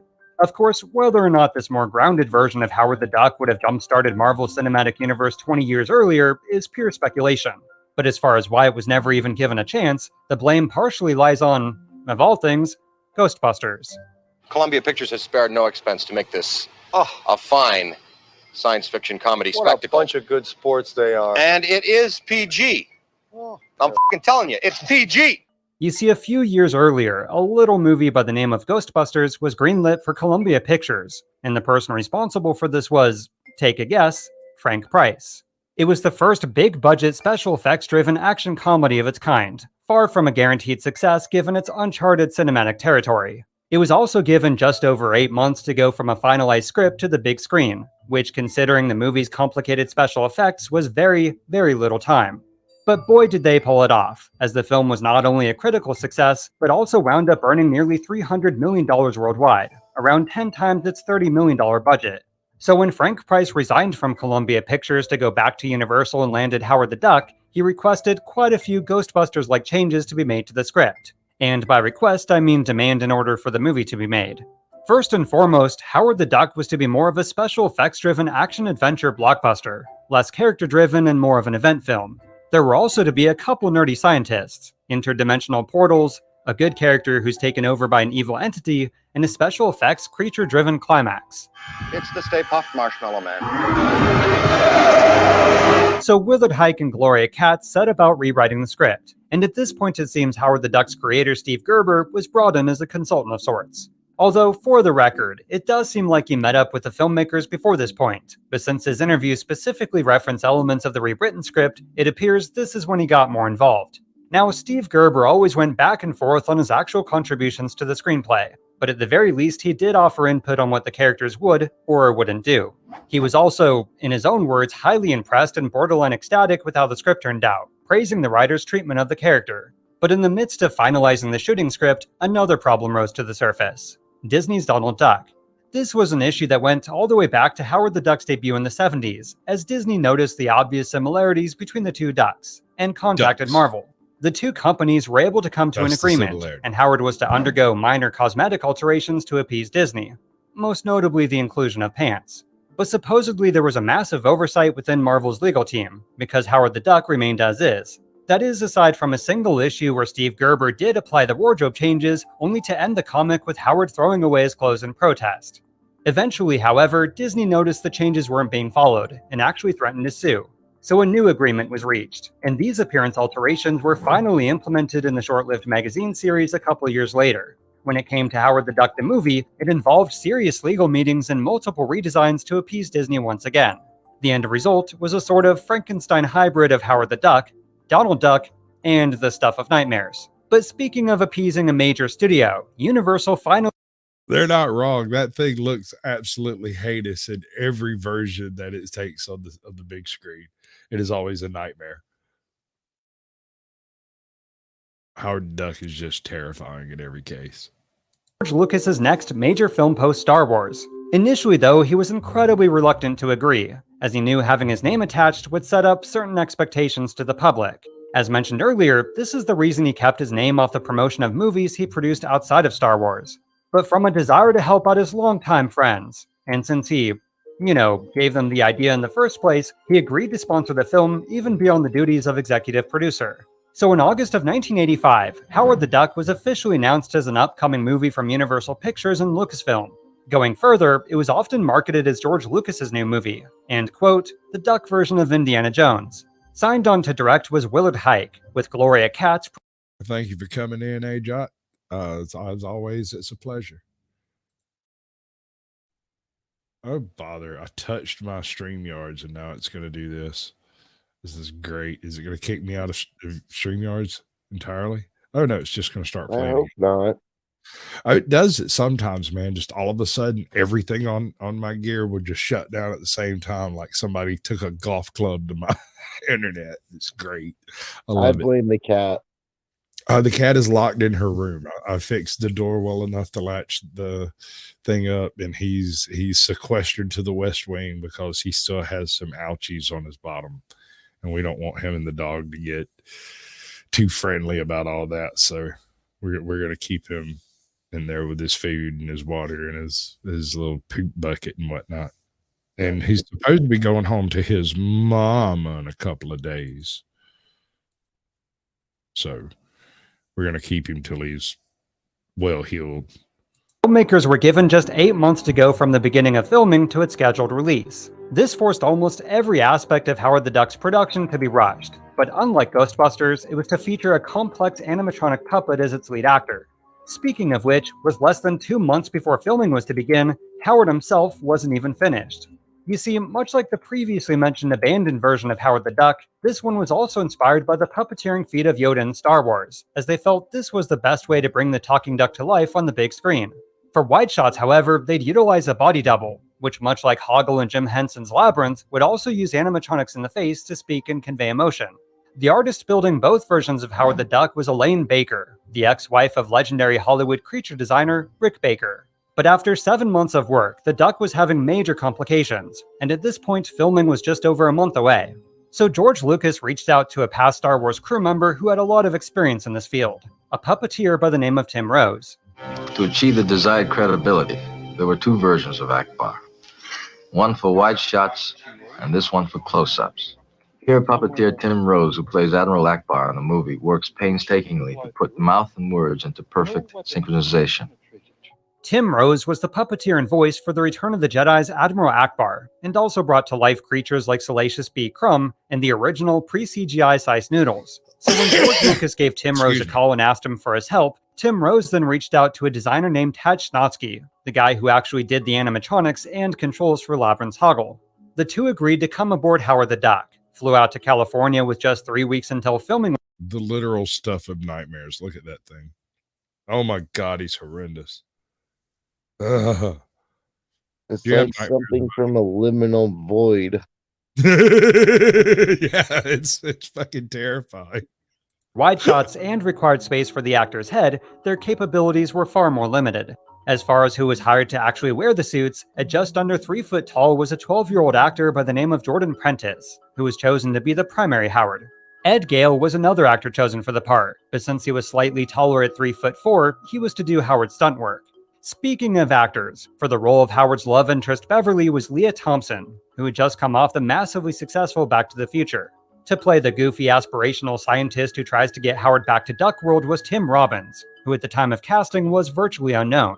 For the other scientist who also transforms into the movie's villain was actor Jeffrey Jones, but due to his disgusting crimes later in real life, we'll avoid talking about him as much as possible. Anyway, with all the production troubles behind them, or so they thought, Howard the Duck officially began filming in November of 1985, with barely over 7 months until its release. Who has feathers, smokes a cigar, and carries the fate of the world on his shoulders? His name is Howard the Duck, and he's the lead in the new movie produced by Star Wars creator George Lucas and directed by Willard Huyck. Now, the actual filming and production of Howard the Duck was pretty straightforward and smooth. I'm kidding, it was a disaster. Again, just to reemphasize, the articulated puppets were planned to be used for the vast majority of the movie. The duck suits, which at this point had very limited facial expressions and movement, were intended only for wide shots. However, on the first day of shooting, just as Howard opened his mouth to speak, the puppet's skin literally split open on the first take, and was, quote, a disaster. In fact, according to Gloria Katz, in the weeks leading up to filming, they kept having to rebuild the ducks after routinely exploding. So this wasn't the first instance by far. When editing the film, they also had issues with the puppets matching the humans in the duck suits, and getting the puppets across the room in a single take was, in her words, a nightmare. So while the duck puppets did eventually improve and were used in quite a few close-ups and stunt work, they were utilized far less than originally planned. Instead, the vast majority of Howard the Duck's appearance in the movie would consist of the body doubles in the suits, Jordan Prentice and Ed Gale. But since these weren't intended for close-ups, they had to scramble to give these versions of Howard's face more complex and realistic movement. So as improvements were made to Howard's appearance, they'd reshoot the character scene. And with each additional improvement, they'd reshoot again. And again, and again.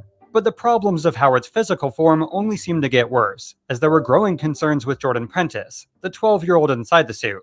For one, like many kids, he often had to go to the bathroom. So after an hour plus of getting him in the suit, sometimes they'd immediately have to get him back out, then spend another hour getting him back in. Child labor laws also meant he could only work very strict hours, so production was constantly going over schedule. He also experienced quite a bit of claustrophobia in the suit, with painful burns from all the mechanics in the face. To top it all off, the film's editor was having a tough time matching the more childish movements of Jordan Prentice with the more mature movements of the other costume duck actor, Ed Gale. If that wasn't bad enough, there was also an issue of child endangerment. One of the incidents occurred when shooting the film's climax, as the young actor's duck costume caught fire from a nearby explosion. My biggest challenge in playing this role was surviving it. So ultimately, they decided to use Ed Gale for both stunt work and the primary Howard the Duck. However, to make all the scenes match, they once again had to reshoot quite a bit of the movie, which pushed the film over budget and even further behind schedule. This led to various members of the crew to be fired for no particular reason, just because, well, that's Hollywood, I guess, and someone has to be blamed. When it came to who was to voice Howard the Duck, that was another fiasco. God, I tried the voice for them. They wanted different voices. When I talked to George Lucas, who was a friend, he wanted me to try it just to give them an idea about different voices. I tried different voices. I tried real tough duck. They want a sensitive kind of 1980s yuppie duck. You see, the prospect of doing the voice for a George Lucas production was incredibly alluring, so a ton of well-known actors and TV personalities auditioned for the part. But of all those who showed interest, Jeff Goldblum, Jay Leno, and then up-and-comer Robin Williams were in the top three. You ever heard any of the Jeff Goldblum bits from backstage and offset? No. My man has a scathing wit that he doesn't use on set very often. In fact, I can't think of maybe his role in Vibes. He kind of went edgy on that one because it was an absolute fiasco too. If you want to see a terrible how terrible movies are made, go check out the making of Vibes. It was an absolute disaster. I'll say I don't even think I've ever even heard of that movie. Vibes? No shit. Pretty bad. Oh my God. It's Cyndi Lauper. I think. Yeah, Cyndi Lauper and homie right here. This dude. What's his name? Fuck, I lost his name. That guy, right? Robin Williams? No. This one. Here. God damn it, y'all can't see my fuck all y'all. Howie Mandel wouldn't have been bad. Jay Leno, and then up-and-comer Robin Williams were in the top three. With the more mature movements of the other costume duck actor, Ed Gale. If that wasn't bad enough, there was also an issue of child endangerment. One of the incidents occurred when shooting the film's climax, as the young actor's duck... That's the freaking name I was looking for. When I talked to George Lucas, who was a friend, he wanted me to try it just to give them an idea about different voices. I tried different voices. I tried real tough duck. They want a sensitive kind of 1980s yuppie duck. You see, the prospect of doing the voice for a George Lucas production was incredibly alluring, so a ton of well-known actors and TV personalities auditioned for the part. But of all those who showed interest, Jeff Goldblum, Jay Leno, and then up-and-comer Robin Williams were in the top three, and even made visits to the set. Ultimately, however, the part went to Robin Williams, who had risen to fame in the early 80s from the TV show Mork and Mindy. In fact, when puppeteer Tim Rose was on Saturday Morning Rewind with Tim Nidell, he told a fascinating story of Robin Williams' eventual departure.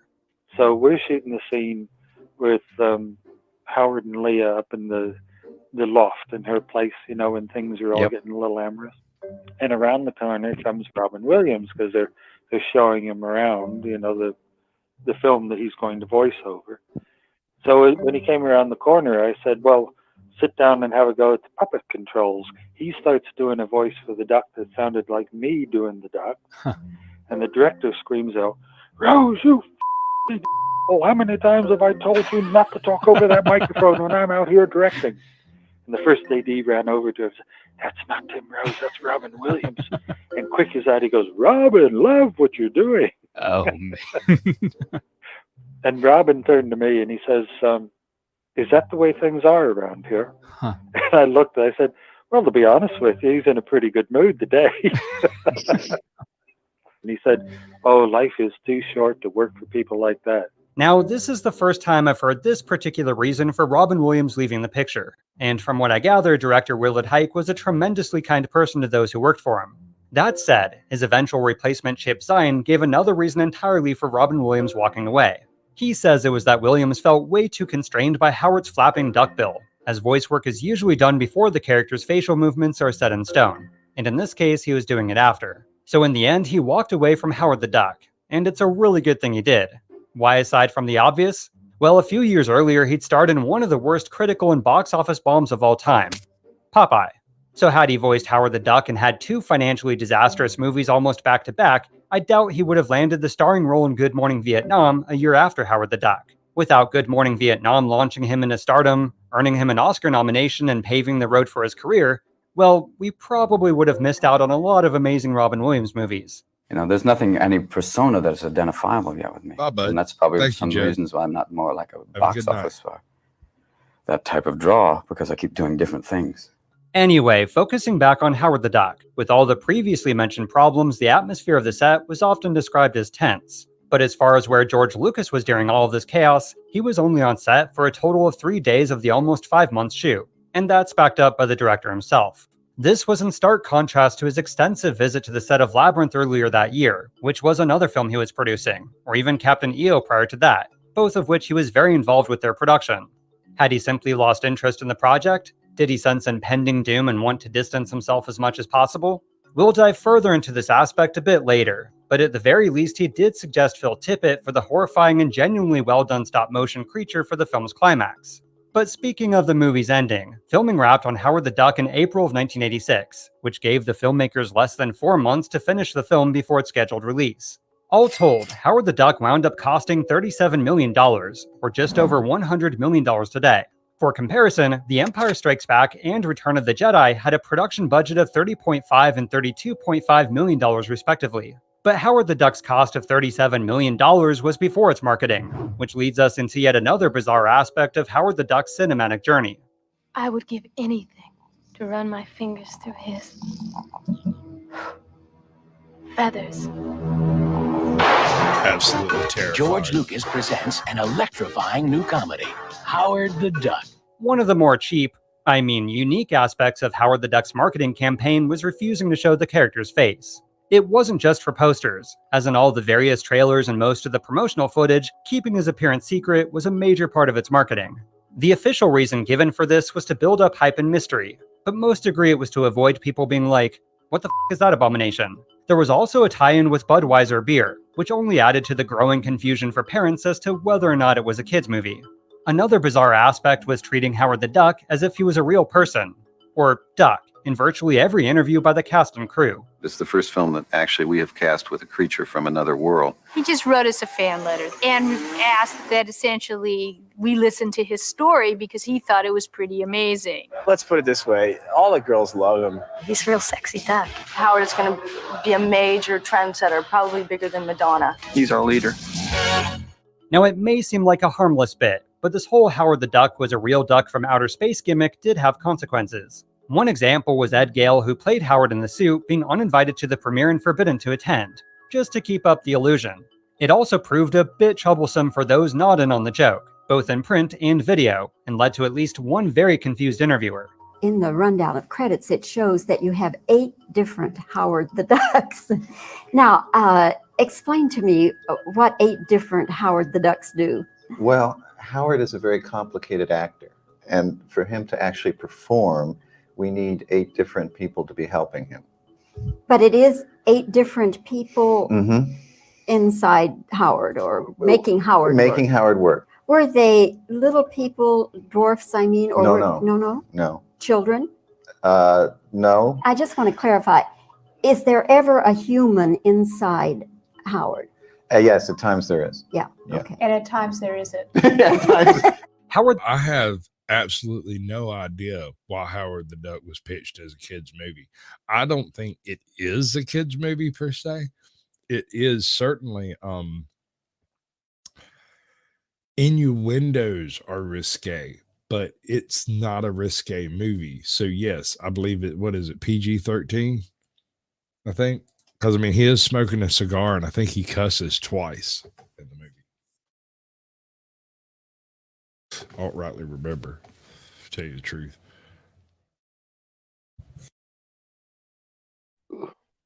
A bunch of TV commercials, as well as a Marvel-produced comic book series and graphic novel. There was even dial 1-900-410-DUCK to hear voice messages from Howard himself. But the icing on the marketing cake was a massive 3-dimensional billboard in the city of Los Angeles, with a giant duck beak and smoke effects. All in all, this intricate marketing campaign cost another $8 million, which brought the final budget to just over $45 million, 50% over its original budget. Now, so far, Howard the Duck's production chaos has all been behind the scenes, but for the public, the first real sign of trouble came with a nationwide test screening that June. Why? Because it was simply canceled due to delays in post-production and visual effects. The movie's prospects did seem to improve with a test screening that wasn't canceled a month later, as Universal reported that the film was very well received. And although it did receive some praise, as later revealed by producer Gloria Katz, she'd actually ripped up all the negative review cards to give Universal a better report. There was also supposed to be a sneak preview a week before the movie came out. However, this one was also canceled at the last minute. Universal's reasoning was to further build up hype for the movie, but it was more than likely to avoid negative press before its official release on August 1st. And holy shit, did the movie get bad press. Basically, it's about Howard who gets transported across interstellar space by some laser experiment on Earth, and the rest of the story deals with him trying to get back to his home planet. I'd love to show you some clips, but I can't. They didn't send me any. Do you think if it worked that they would have sent me some? Sure. Let me show you what they sent me. This is all you're going to see of Howard the Duck. And friends, to me, it's a lot like the old bait and switch game, where you promise them Howard the Duck and you give them Howard the Turkey. Now, if you've been a subscriber to the channel for the last couple of years, and if not, you should totally start now by hitting that subscribe button, you would know we've covered a fair amount of mixed to poorly reviewed movies upon their initial release. But none of these even compare to the universal dislike, nay, hatred of Howard the Duck. The reviews were scathing and negative in every sense of the word, and also came with an absurd amount of duck puns. A large portion of the hatred went towards Howard the Duck himself, but even as George Lucas later said, quote, "It always looked like a person in a duck suit, and at the time there just wasn't a way around it." His association with the film didn't help, as people were expecting the next Indiana Jones, the next Luke Skywalker, and got, well, Howard the Duck. Many also complained that the movie had far too much mature content to be a kids' movie, because, you know, duck boobies, duck condoms, and anything goes adult spa, and a very suggestive bedroom scene between Howard and Beverly. At the same time, however, the movie was deemed too silly and juvenile for older teens and adults, so it had no real target audience to appeal to. It also failed to satisfy fans of the comics, with many turned off by Howard's difference in appearance, as well as the film's overall lack of the wit, social commentary, self-awareness, and parody of its source material. The film's box office fared even worse, debuting at number 3, dropping to number 8, and falling out of the top 10 completely by its third week. All in all, Howard the Duck made a measly $16.2 million domestically, and under $40 million worldwide, not even enough to cover its entire budget. As far as Howard's creator Steve Gerber, according to Gloria Katz, he began to badmouth the movie after it was released, although I wasn't able to find any direct quotes. However, in later years, he did bash the film quite a bit, which of course goes against his high praise before the film's release. But those early interviews might have been before he saw the finished film. What a miscalculation. Well, the film is based on a comic book where he's sort of a wisecracking, like, cynical Groucho Marx type duck. If they had done that, that would have worked. Or make it warm a Donald kind of thing, kind of fun. But instead, there is this wandering all over the case where the central character, the duck, the one that we're going to be rooting for, have a rooting interest in, is neither funny or bitter funny. And it doesn't work at all. Now, as far as the instant ramifications after the film's release, there were quite a few. Remember Universal Studios head honcho Sid Sheinberg, who allegedly lobbied for the movie? Well, he outright denied any involvement in Howard the Duck, and went so far as saying he never even read the script. The official blame was put on Universal Pictures president Frank Price, and according to insiders, an actual fistfight broke out between the two executives over who was to blame for the movie. So Frank Price was more or less forced to resign from Universal, with the whole situation a major blight on his otherwise prolific career in the film industry. Another person affected by Howard the Duck was Marvel publisher Stan Lee. You see, a lot of movie studios were convinced Howard the Duck would be a hit, so to jump on the comic book adaptation bandwagon, Stan Lee was pitching other Marvel characters to those interested. And a lot were. That is until Howard the Duck proved to be a laughingstock, which scared off virtually any and all potential interest. It's the reason no studio would dare take a risk on another Marvel character for well over a decade, and Stan Lee was basically guilty by association for many, many years. Howard the Duck was also the last film Willard Huyck ever directed, and aside from eventually getting Radioland Murders made, both him and his writing partner Gloria Katz's future work was by and large uncredited. Now, I could go on and on about all the anecdotes from those involved about just how bad the reception was, but I think you get the point. Not now, Dorothy. This man is still very down about his financial situation. He was one of the principal backers of Howard the Duck. For nearly 3 decades, Howard the Duck's legacy as one of the worst movies ever made endured, and was often the butt of many jokes in pop culture. His comic book presence was also limited to a holiday special, a bizarre reboot of sorts with him as a rat as a jab at Disney, and another short-lived reboot a few years later. He also did make an appearance in the critically acclaimed and George Lucas-approved short film, George Lucas in Love. Kind of, as he was just another joke. Hey, George, check out my new duck. I named him Howard. But it begs the question I brought up earlier. Just how much is George Lucas to blame for Howard the Duck? Well, if you go by the filmmakers Willard Huyck and Gloria Katz, while he was only on set those 3 days, he was very much involved in the writing, editing, and post-production after filming. Interviews by those on the production also confirm he was involved with the duck puppets and duck suits, as well as everything else I mentioned earlier in the episode. Sources at Universal, on the other hand, say he wasn't involved in the writing, and was virtually absent from the entire creative process. Then you have one of the few statements from George Lucas himself in the book The Creative Impulse, which is the only officially commissioned biography of George Lucas. He states that by the time he got involved, quote, the die had pretty much been cast, and that he had major reservations from the very beginning, and basically only put his name on it to help out his friends. The direct interview with Lucas implies he was barely involved from start to finish, but this goes against what the filmmakers and those involved in the film have said. So personally, I imagine the truth lies somewhere in between. And while there's a lot of contradictory information out there, I did my best to tell the story either using direct quotes or information backed up by more than one source. That said, George, I'm waiting for your exclusive interview on my channel of just how involved you were in the creation of Howard the Duck. Del, this is your Blockbuster card. What are you afraid? You might go crazy and want to rent Howard the Duck? But even with how the movie turned out, Howard the Duck did lead to quite a few great things. For one, it was the first movie to digitally erase cables, such as when Howard is getting transported to Earth. This, of course, soon became a staple for virtually every action film ever made, and is still used today. Also, while countless headlines state Howard the Duck was responsible for the creation of Pixar, this is only a partial truth. True, before Howard the Duck's release, George Lucas was facing some financial issues. He was in the middle of a costly divorce from his wife Marsha Lucas, building Skywalker Ranch, and on top of this, the growing production costs of Howard the Duck. He also did just so happen to have a computer division within Lucasfilm, which had recently developed the Pixar imaging computer. But the sale of Lucasfilm's graphics group division was in February of 1986, long before the film wound up a financial disaster. Nevertheless, the buyer was none other than Apple founder Steve Jobs, and later that year, the graphics group became Pixar. But now it's time to get back to Howard the Duck and its resurgence in the 2000s. For the first time on television, George Lucas presents Back to the Future's Leah Thompson in the outrageous adventures of Howard the Duck.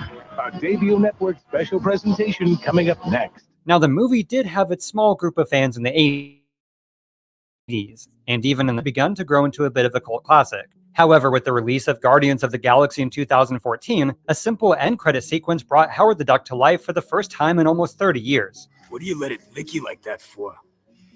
Gross. Though brief, it was the first real glimpse of Howard the Duck's potential with proper technology. And not in a duck suit. His new digital form even made a second on-screen appearance in the film's sequel, with another a few years later in Avengers Endgame. Sadly, Steve Gerber never got to see Howard the Duck's true return to the spotlight, as he passed away in 2008. However, the original filmmakers of Howard the Duck did, though Gloria Katz would tragically pass away of cancer in 2018. But Howard the Duck's true return to the spotlight came in 2019, with the announcement of an animated TV show for Hulu. That is until it was abruptly canceled the next year. He did make an appearance on the Marvel Disney Plus series What If in 2021. But beyond that, as of the making of this episode, Howard's cinematic future is unknown. The reason why is pretty understandable, as no one wants to be the person to bring back Howard the Duck to life in a feature film or TV show, only to once again fail. But my money is on the prediction that someday, Howard the Duck will get his own feature film. Again, but whether or not it'll be another financial disaster, we'll have to wait and see. I guarantee you it will be a byproduct disaster. So how do you feel about Howard the Duck now? I still think the movie is hilarious looking at it from a young perspective of thinking that it was just made with crappy everything when it was made. It was cutting edge at the time, dude. At the time, it was a piece of cinematic gold. It opened in a bad time period against better movies with better actors and better. It didn't open against more money. It opened against better movies. All I know is every time someone tries to take a cartoon, can you hear me? Yeah, go ahead. I'm sorry. You're fine. Every time someone tries to take a cartoon that's loved or really liked and turn it live action, and if they, I don't know, something like Dragon Ball and The Last Airbender. Have you ever seen those live action movies? Exactly. Yeah, that's terrible. It's always bad. They were horrible. Dragon Ball was a disgrace to every cartoon version of it I've ever seen. I've seen fan fiction made better than that movie. Hi, Fab Daddy. How you doing, bud? I don't know. I think if they redid it now and had the right actor do Howard's voice, that it could be great. It could be great. They've got a good model that they're using right now, which is excellent. That's half the battle already solved. Now we have to give him a Tommy gun, a cigar, and some smart ass one-liners to drop when he kicks in the door. I firmly say, go back to the source material and pick a comic, one of them, and just make that film. And make sure you include Duck World. Duck World. All right, so it sounds like a funny world. It does, doesn't it? Yeah, you got to start over there, right? We have a 25-minute feral child video and a 14-minute Dogs of Chernobyl video that is associated with a fundraiser if anyone is interested. Now, I tried to link the fundraiser, but every time I put the link into the description, it came out as like a 2-page script. That's just absurd. Alita. All right. But Alita wasn't fully live action. It was a mix of animation and live action, which, like Who Framed Roger Rabbit, can work under the right circumstances. You know, you have to have excellent actors and excellent positioning and great post editing, all of that stuff. But it can be done. You can do that. What you can't do is something like sort of that Mowgli approach right? Where you take a cartoon or the Little Mermaid, right? It just doesn't work. And it's not that it's not, fetching people doing it. It's just that it's not a functional thing that people care about. Right? The only live action show I can think of that wasn't too horrible was Cowboy Bebop. But Oh, they stuck closer to the source all right. material. Okay, but tell me this. And I know I'm splitting hairs here, but the yellow, the chick in the yellow is it a raincoat? What the fuck is she supposed to be wearing? It's just some yellow coat type thing. Okay, but correct me if I'm wrong. Wasn't she supposed to be a top heavy ditzy moron bimbo? Type? No. No. She acts like she's stupid as hell. And yeah, she was supposed to be top heavy, but she was actually really smart, and that was just what she did to get her way with guys, was act stupid. Okay. Well, I'm not saying it won't work. I'm just, what's up, Total Blackout Payton? Good to see you, bud.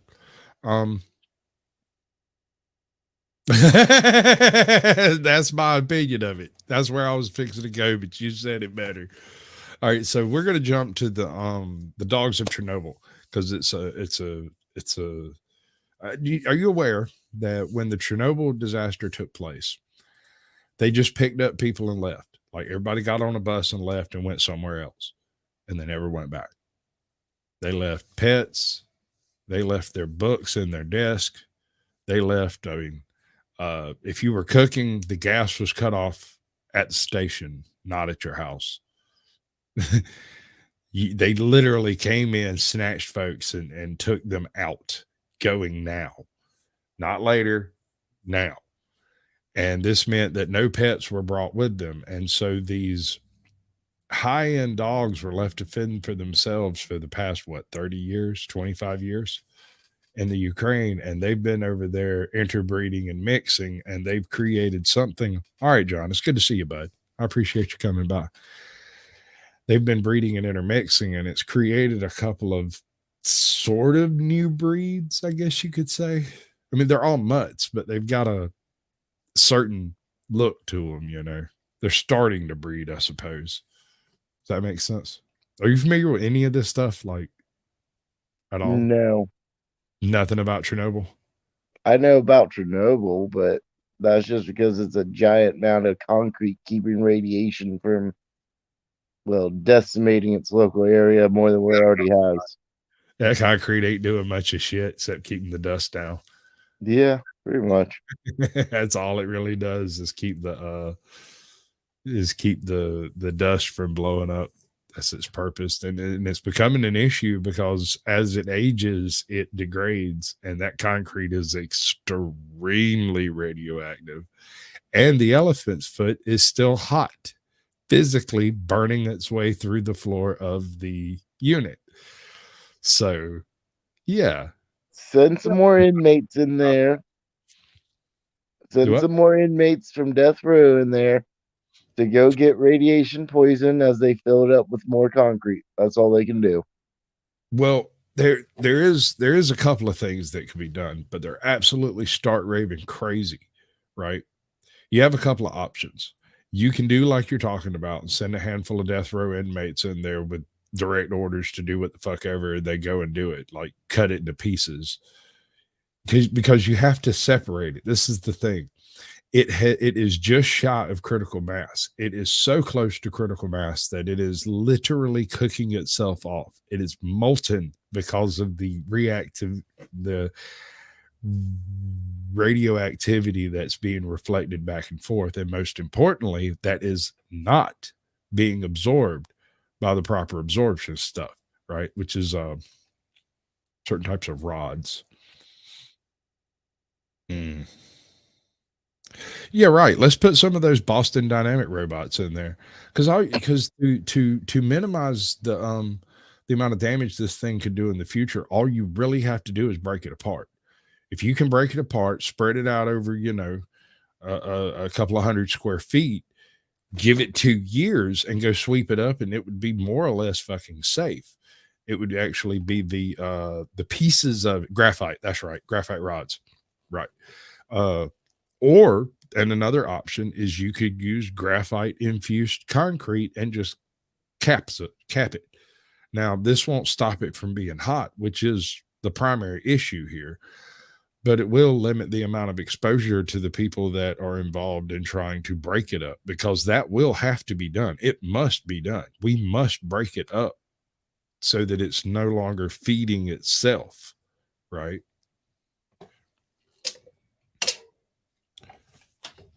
I've drank everything at home, and I've smoked all my cigarettes. Let me do some other unsavory habits. I don't know what you're talking about. Unsavory habits. I don't have any of those. Oh, well, I have some sweet habits, and that's not exactly savory. Ever tell you how I like my women? Pretty sure you might have mentioned it once or twice, but it can't hurt to mention it again. Like my coffee, baby. Sweet, hot, and creamy. Let's roll that beautiful bean. Within a few dozen hours after Reactor 4 at the Chernobyl nuclear power plant exploded, a 2.5-kilometer-long convoy of over 1,200 buses was rushing 47,000 people out of the town of Pripyat, where everyone working at the power station 2 miles away was living. Scientists, engineers, administrators, and their families took on these buses only what they could carry and left everything not absolutely essential behind. They were told they'd be able to return to their homes in just a day or two, but no one ever did. Tragically, pets fell into this non-essential category. Cats, dogs, and other companions were left behind to fend for them. Do you like dogs? You like dogs? You're telling me no one could have grabbed their animal? No. The Russian military showed up with AK-47s, kicked your door in, knocked. And if you didn't immediately answer, kicked your door in, grabbed your kids, stuffed them on a bus, put you on the bus behind them, and it rolled out. You had about 12 seconds to get your ass in gear and come on. They didn't even turn off stoves in some cases because they were planning on cutting the power and the water and everything else at the substation 30 miles away. I'm just saying there are some people that would fight to the death for their animal. That's true. And there's some people in theory who didn't leave. Instead, they ran off and hid and later died of exposure, because the exposure that's there now is a little bit above background in most cases. The problem is there are areas where it goes to 40, 50, 100 times background radiation. And it's like an area half an acre wide right over here, and you're fine as long as you don't walk over there. Right? Now, these dogs live in the area, so they're constantly walking all over these places, which means they're contaminated deeply, like in their cells. So how are these dogs living such apparently acceptable lives with no human interaction with, say, folks like this guy who wander over there to check out stuff? Large amounts of, what's it called? Starts with a M. I can't think of it. Okay. Melanoma? No, that's not right. That's a cancer. You're probably right.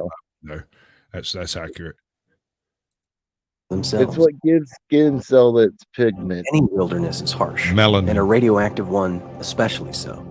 Most of these abandoned pets did not survive. But incredibly, the dogs did. So successfully, in fact, that liquidators from the Soviet Union tried culling them to control their numbers. But they survived that too. Over the next 35 years, a community of canines would arise and thrive within the 30-kilometer radius around the Chernobyl nuclear power plant, known as the exclusion zone.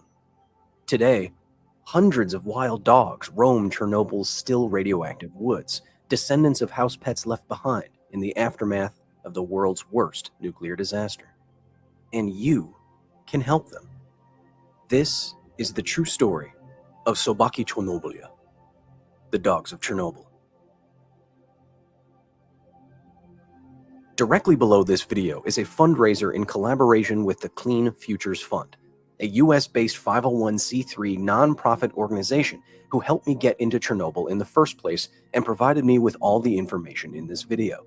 If you enjoy the following program and wish to donate, every dollar raised will go towards this organization and their mission to help people still affected by the Chernobyl disaster's aftermath, to rebuild communities after the Russian invasion, and of course, to feed, tag, vaccinate, and provide population control for the dogs of the zone.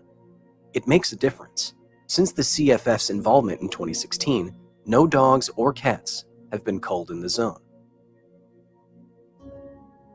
The first thing you notice when you spot one of Chernobyl's wild dogs is that they look surprisingly normal.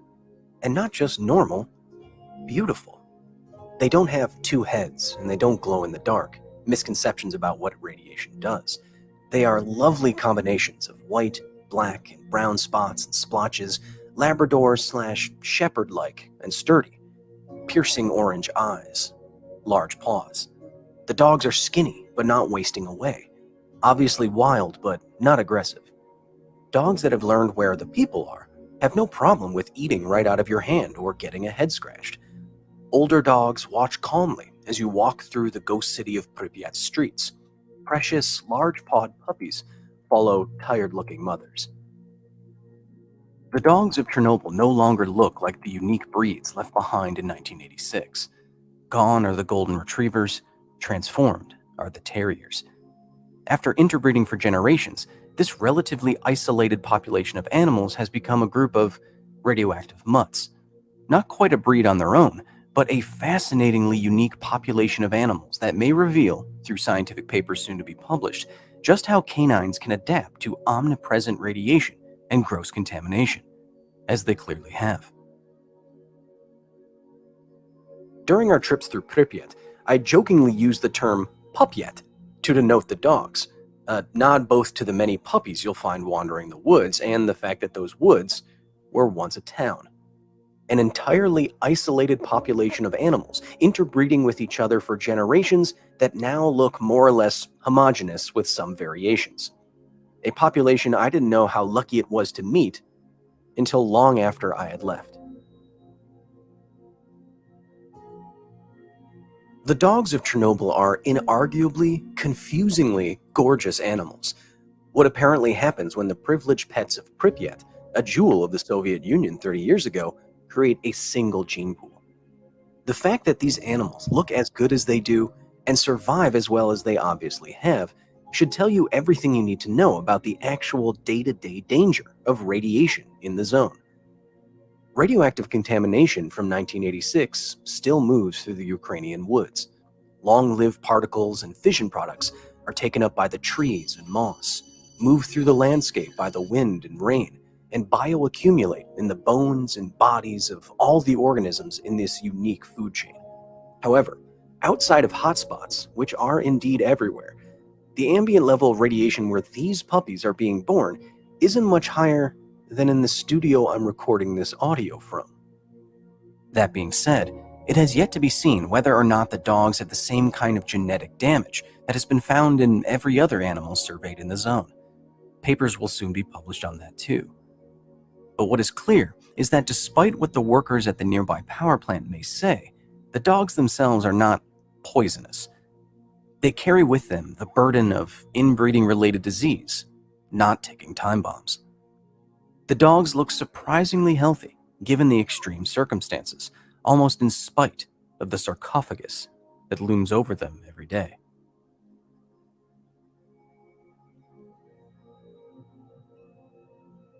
You'll be pleased to learn that, yes, you can pet these beautiful animals. So you want one? They look like great dogs. I'm betting they're smart. They're already socialized. He goes into some of their intelligence a little later in the video. I mean, Some of them are absolutely gorgeous. I feel so bad for them. Doing what all dogs do. Well, this is rolling around on the ground, digging in the dirt, and eating, well, anything they can find. Is that Gandalf? Though they are the descendants Wait a of... second. Wait. I look like Gandalf. Check this dude out over here in the Thomas Fitzgerald. Oh shit. Damn it. Was it Jay? Yes, that guy. Check him out. You see him? He does look like Gandalf. Well, Gandalf the Saruman got White. busted for trafficking in opium and heroin. I'm gonna do a show one day where we just talk trash about about the mug shots over here. I figured these would make great shorts later when you get to see the mug shot right under my picture. I wonder why. I was looking at one of your shorts today, and it had that underneath of it. Yeah, I know, right? It's a little weird, but I figure when you go, if you're going to go for a remix, you might as well go hard and make it as touching as possible, even if it is not necessarily a good kind of touch. There's definitely one motherfucker out there that's gonna have to that short. We're gonna have to break the doll out. Yeah. Maybe where the bad words hurt you. In my head and in my heart. As they look, today, the zone's dogs are wild. Some of them are friendly, as you can see, and have learned where and when to get food from people, but most steer clear of you and have a pack mentality that you won't find at any shelter. They are wild and wildly intelligent. What the dogs have learned surviving in the zone all this time is actually one of the biggest problems for the Clean Futures Fund. Many dogs have memorized the uniforms of those trying to capture them for neutering and/or vaccination and scatter at the sight of personnel. They are so good at memorizing humans, in fact, that every year CFF has to change the colors of all of their uniforms. One of the interesting things when you see enough of these puppies is that they all kind of have a similar look to them, right? Oh man, I couldn't have planned that any better. Okay. So they all kind of have they have a look to them. It's kind of a mutt-like look, but they all have similar looks and feels. And when you watch them interacting with each other, look at this. You can see these dogs operate much more like a pack, Bud. I appreciate where certain dogs Come on are back if I'm still included, alive. excluded. You just saw Just this dog checking was stuff scared out. away by that dog. Pack leaders, pack mentality. It's a very interesting case of animals taking the best of a catastrophic situation. And they're adorable, but they're covered in ticks too. It's amazing that Chernobyl's dogs have survived in the zone for the last few decades, but living here certainly isn't easy. Nearly all of the dogs I saw looked good enough to pass as any house pet and then some, but none of them were old. The Clean Futures Fund told me that when they first got to Ukraine in 2016, they estimated the average lifespan of these animals was only 1 to 3 years. Not exactly the quality of life you'd want for man's best friend. This has nothing to do with ambient radiation. But it does Rather, explain a lot. the biggest factors in their survival are much more mundane: predation, lack of food and water, and lack of shelter from harsh Ukrainian winters. The dogs are going through that right now. The dogs do have internal radioactive contamination, but we don't yet know if that translates into the tumors and cancers that can develop from years of low-level irradiation. It's unlikely, given that these dogs live for less than 5 years. In the first 3 years of their Dogs of Chernobyl program, the Clean Futures Fund was able to spay, neuter, and vaccinate over 1,000 animals. This brought the overall population down, but their quality of life up. Today, after spay and neuter clinics held in 2017, 18, and 19, CFF estimates that a manageable population of a few hundred dogs are living in the Chernobyl exclusion zone, and a few dozen dogs have been adopted in the United States. There, they serve as ambassadors for the Dogs of Chernobyl program. The fund keeps tabs on the population's health in Ukraine by tagging as many individuals as they can while providing food, water, shelter, vaccination, and population control for the dogs, which both helps mitigate the harmful mutations that accumulate in a small gene pool and further increase overall quality of life. But the CFF still needs help, and you can be a part of that help. If you want to help the dogs of Chernobyl right now, any donation you make underneath this video is tax deductible and will go towards maintaining this incredible and singular canine community. Your donations will also go towards the humans that work at and live around the Chernobyl nuclear power plant. The dogs of Chernobyl get no medical care outside of what Clean Futures Fund does for them, and were found starving when Russia invaded the nuclear power plant, as food from humans is critical to this population. You can help change all this. The CFF is returning to Chernobyl for another spay and neuter program to feed the dogs, to tag them, and your donations will directly support their work. And if you still aren't convinced that this truly unique, fascinating population of animals is deserving of your help, please enjoy the next few minutes of gratuitous puppy and puppyette footage accompanied by semi-sad music. And I must warn you, what you're about to see is extremely cute. Yes, I know what I'm doing. It's for charity. I don't like propaganda under any form, but I will look at the puppies because the puppies are cute. Okay. So here's my question. Should we be intervening in the lives of these dogs, or should they simply be left to fend for themselves? I mean, a little bit of intervening isn't bad, but spaying and neutering thousands of them so that way the gene pool's even smaller sounds like a bad idea to me. I guess it would depend on how you choose the spaying and neutering program. If you were looking for genetic diversity and not looking for cute puppies, you could probably work something out that way. But whose salary? I don't know. Which one? The guy running the thing? I don't know.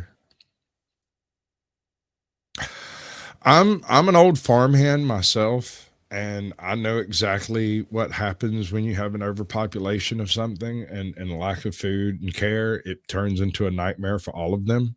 And so I am firmly of the opinion you should probably just march a handful of soldiers through there and, execute every single one you can find and let them survive that way. I know it sounds cold and terrible, but quite frankly, it might be the easiest and cheapest and most effective use of the money, because ultimately, when it comes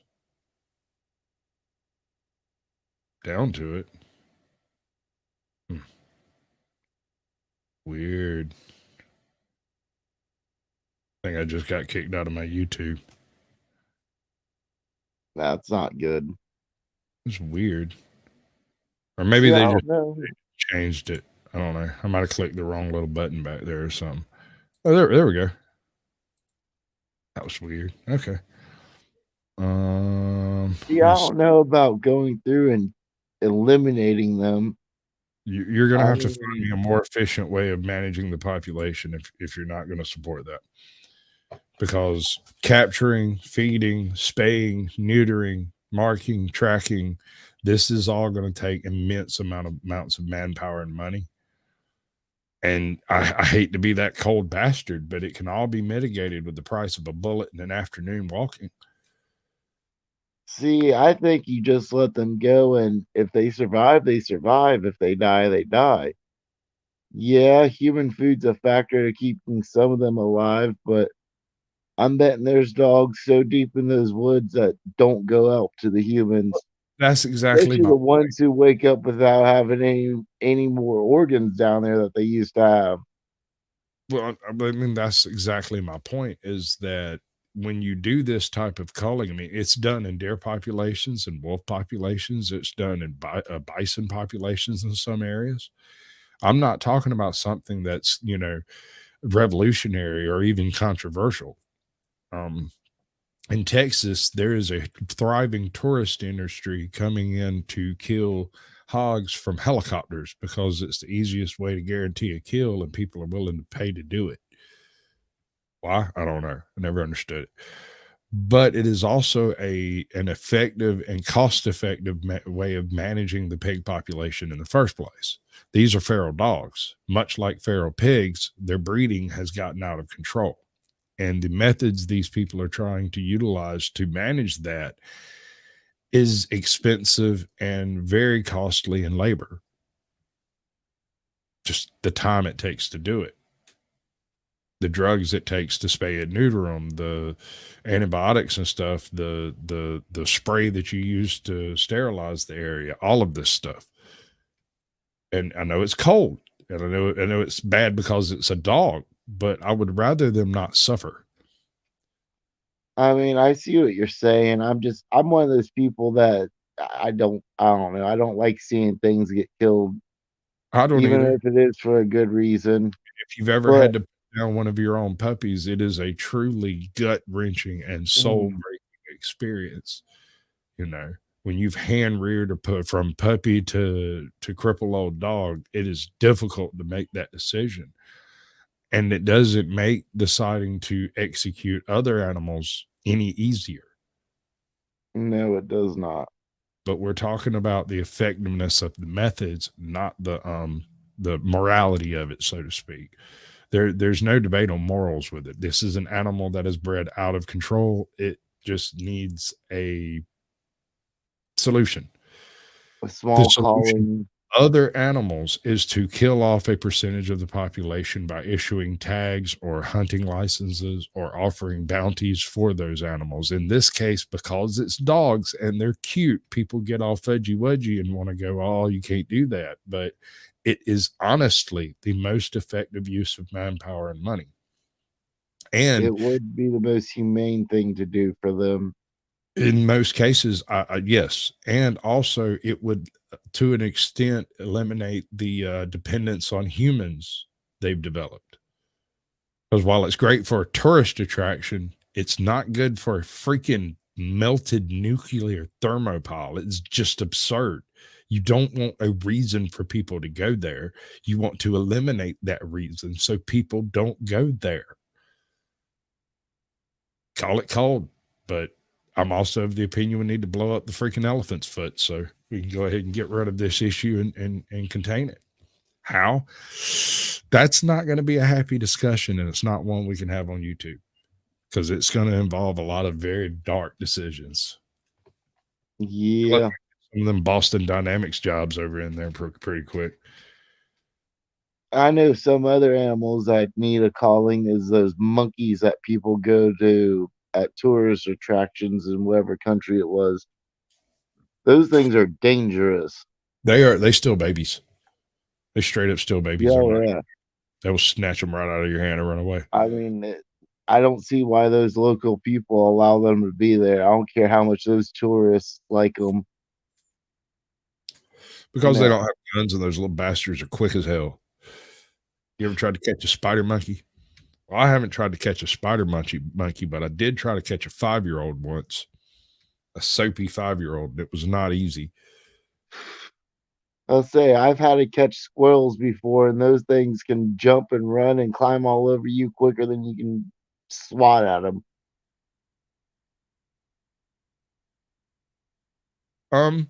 The environment they're actually in isn't much higher than background radiation. They're not actually taking on massive doses in most cases. However, there are exceptions. For instance, they may simply have somehow deduced how to avoid the heavily contaminated areas for whatever reason. Somehow, I don't know how or why or in what way.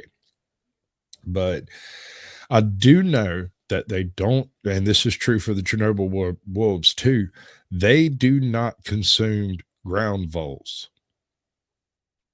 They don't eat rats, squirrels, ground squirrels, and stuff like that in the Chernobyl area. And no one knows precisely why it is they don't, but they don't.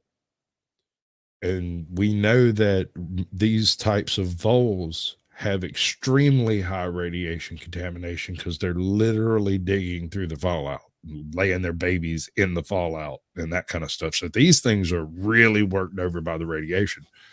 But the animals don't eat them.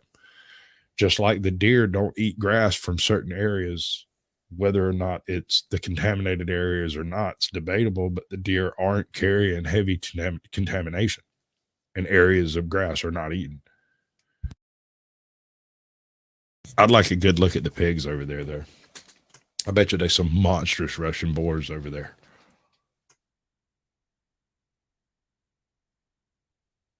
I wonder if those animals have some type of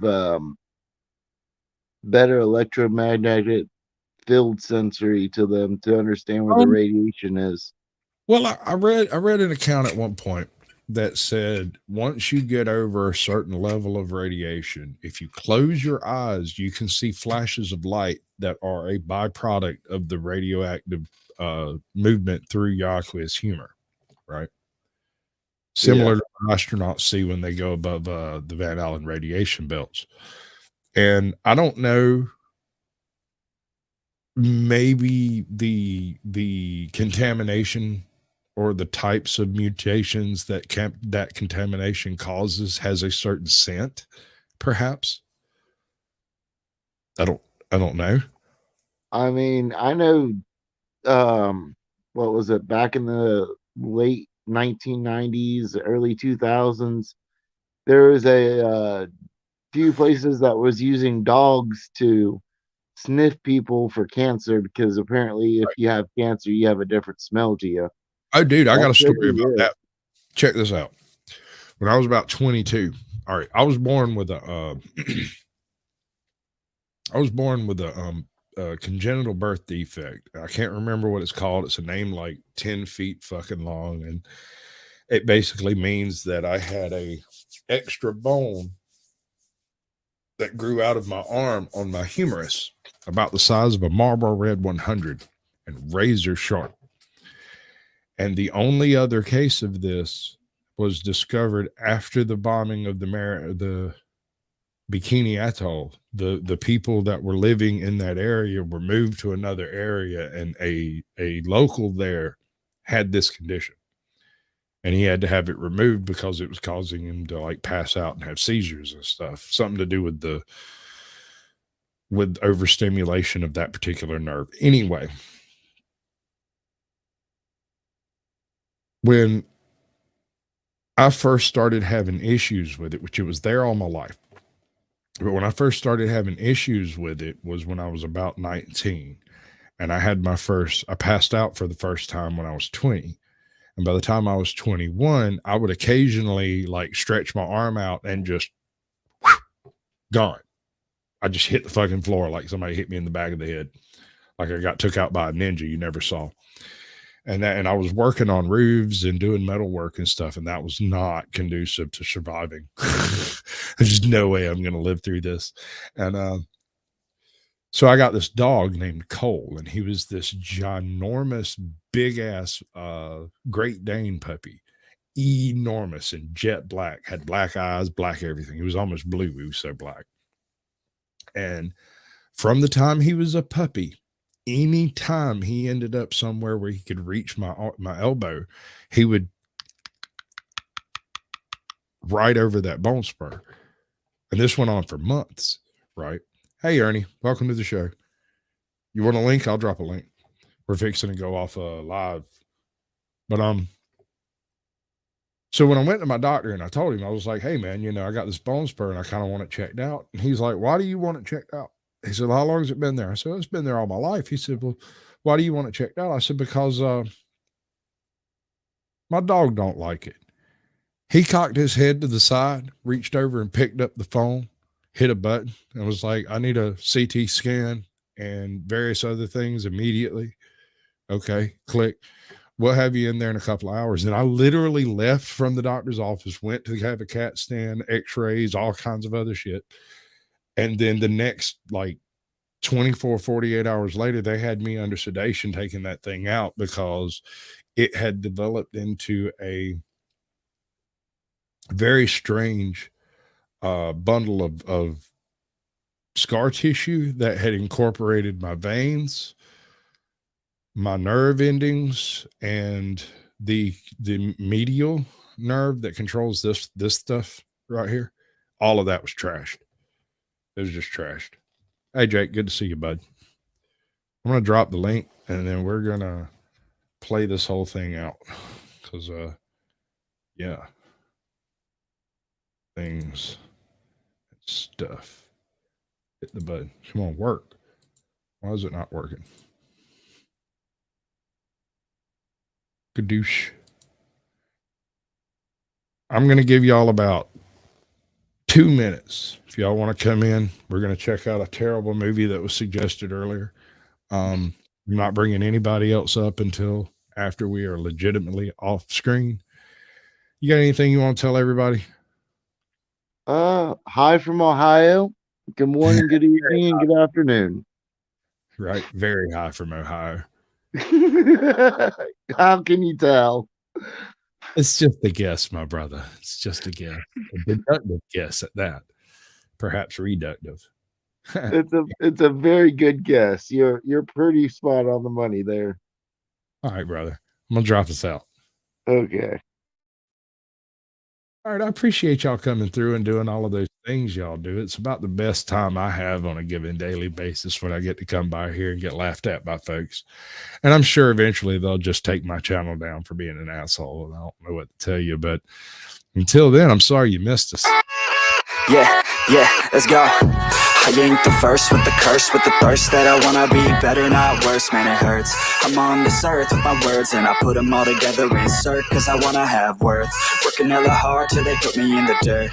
Gonna go far, man, listen to my words. Gonna be a star, man, life's like a blur. When you're working this hard till you get what you deserve. Yeah, I ain't taking a backseat, I'm passing anybody else who is rapping. I'm nasty, ain't nobody able to catch me. They gasping, they cannot compare, they can't match me. I'm at half speed, I got your girl and she laughing and dancing, hanging on my butt, she asking to crash with me, smash with me, she's savage, she wants cash money, and she knows that I live lavishly. I wanna live, I'm cold inside, give all I have just